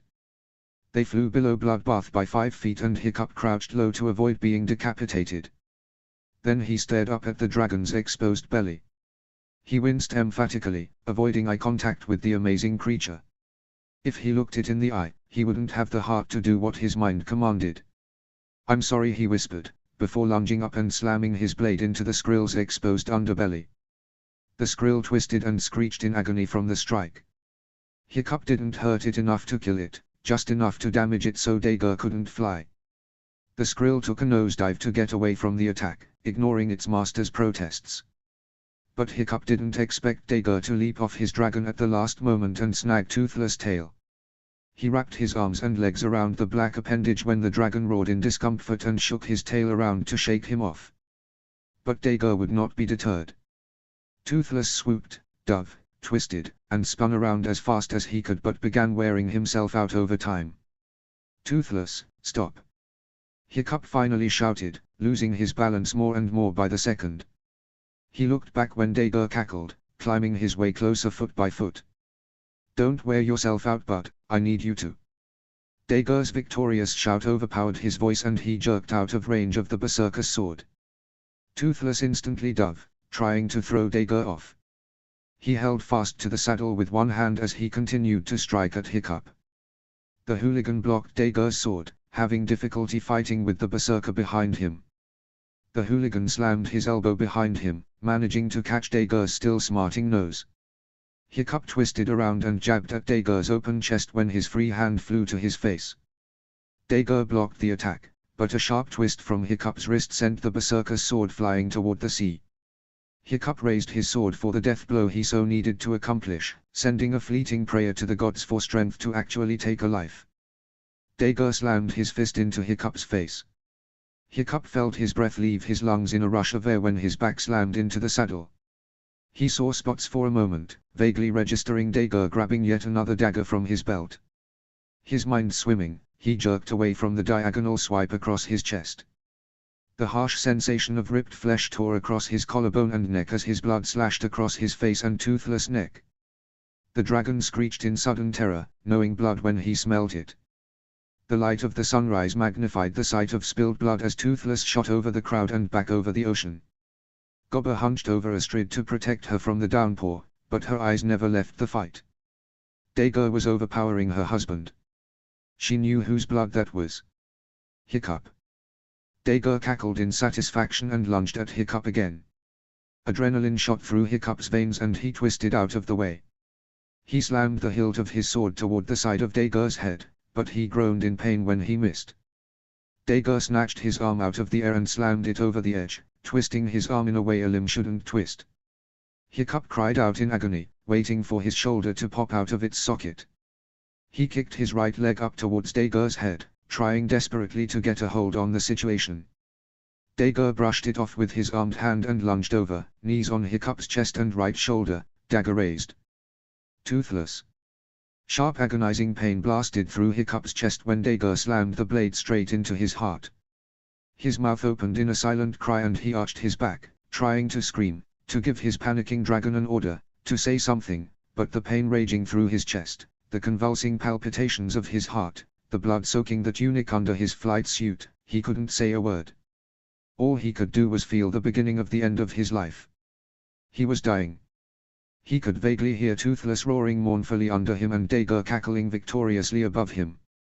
He could feel the slight rattle in his throat as he gingerly tried to breathe, stem the pain, but each light puff of air only sent more shivers of pain through his system. And then, everything went quiet. He didn't know why Astrid had summoned him out of the blue just to feel her growing belly, but a moment later his heart skipped a beat as he felt a tiny movement under his hand. This was his child. The child he and Astrid had made together. A wonderful new life growing inside of her. He couldn't wait until his baby was in his arms. Only 5 months left. He was exhausted from being up all night, but it was for a single, beautiful reason. As Astrid placed his newborn son in his arms, everything went quiet. He was more nervous than he had ever been in his life. This little baby sleeping in his arms needed him. He wondered if he could be there for him, for both of them, and the thought that he might let them down terrified him. But one thing was for certain, he loved his newborn children more than he ever thought he could love anyone. He loved making his children smile. Sometimes all it took was eye contact. Other times he had to make a funny face or sound. Addie was in his arms and, for no reason in particular, he decided to make a funny popping noise with his lips. For the first time, the little girl giggled. And then came an enormous hiccup that jolted her entire body. "Whoa, you all right there, Addie?" She continued to giggle, his concerned expression amusing her further, and another hiccup escaped her. Suddenly he felt a surge of pure joy. He turned to Astrid, who was holding Finn and watching the pair, and smiled widely. "Did you hear that? Do it again. Do it again, Addie." He turned to his daughter, his arm flailing around and making the girl laugh harder. Again, a hiccup erupted from her throat. She hiccups when she laughs. Could life possibly get better? He hoped that Finn's days of wearing out the knees in his pants were about to come to an end. He stood the toddler up, smiling as he wobbled before standing straight, and gently pushed him toward his mother, whose arms were outstretched. The little boy grinned and let go of Hiccup's hands. And then his foot moved forward and rested on the floor. The other foot followed suit, and before they knew it, he was shakily walking not toward Astrid but toward the stairs. Before he could injure himself, Astrid grabbed him around the middle and pulled him in for a tight hug. It had finally happened. Their little boy had taken his first steps. His heart had been shattered into a million pieces. His little girl no longer wanted him, no longer loved him. He couldn't stop his tears from falling, couldn't face her anymore. He would happily spend the rest of his life making it up to her, if she would only let him. Suddenly, a tiny, warm hand rested on his shoulder. "Daddy." He looked into her wide green eyes, tears still spilling out of his. For a moment, she stared at him, her mouth open in horror. She began to tremble all over, her breathing labored. Don't cry, Daddy. Please don't cry, please don't." Her timid hiccup echoed in the silence of the room. Suddenly, tears began to pour out of her eyes, almost like she was finally reacting to everything that had happened to her all at once. He immediately put his arms around her and sat down next to her on the bed. She crawled into his lap as her sobs and hiccups grew louder. He held her as tightly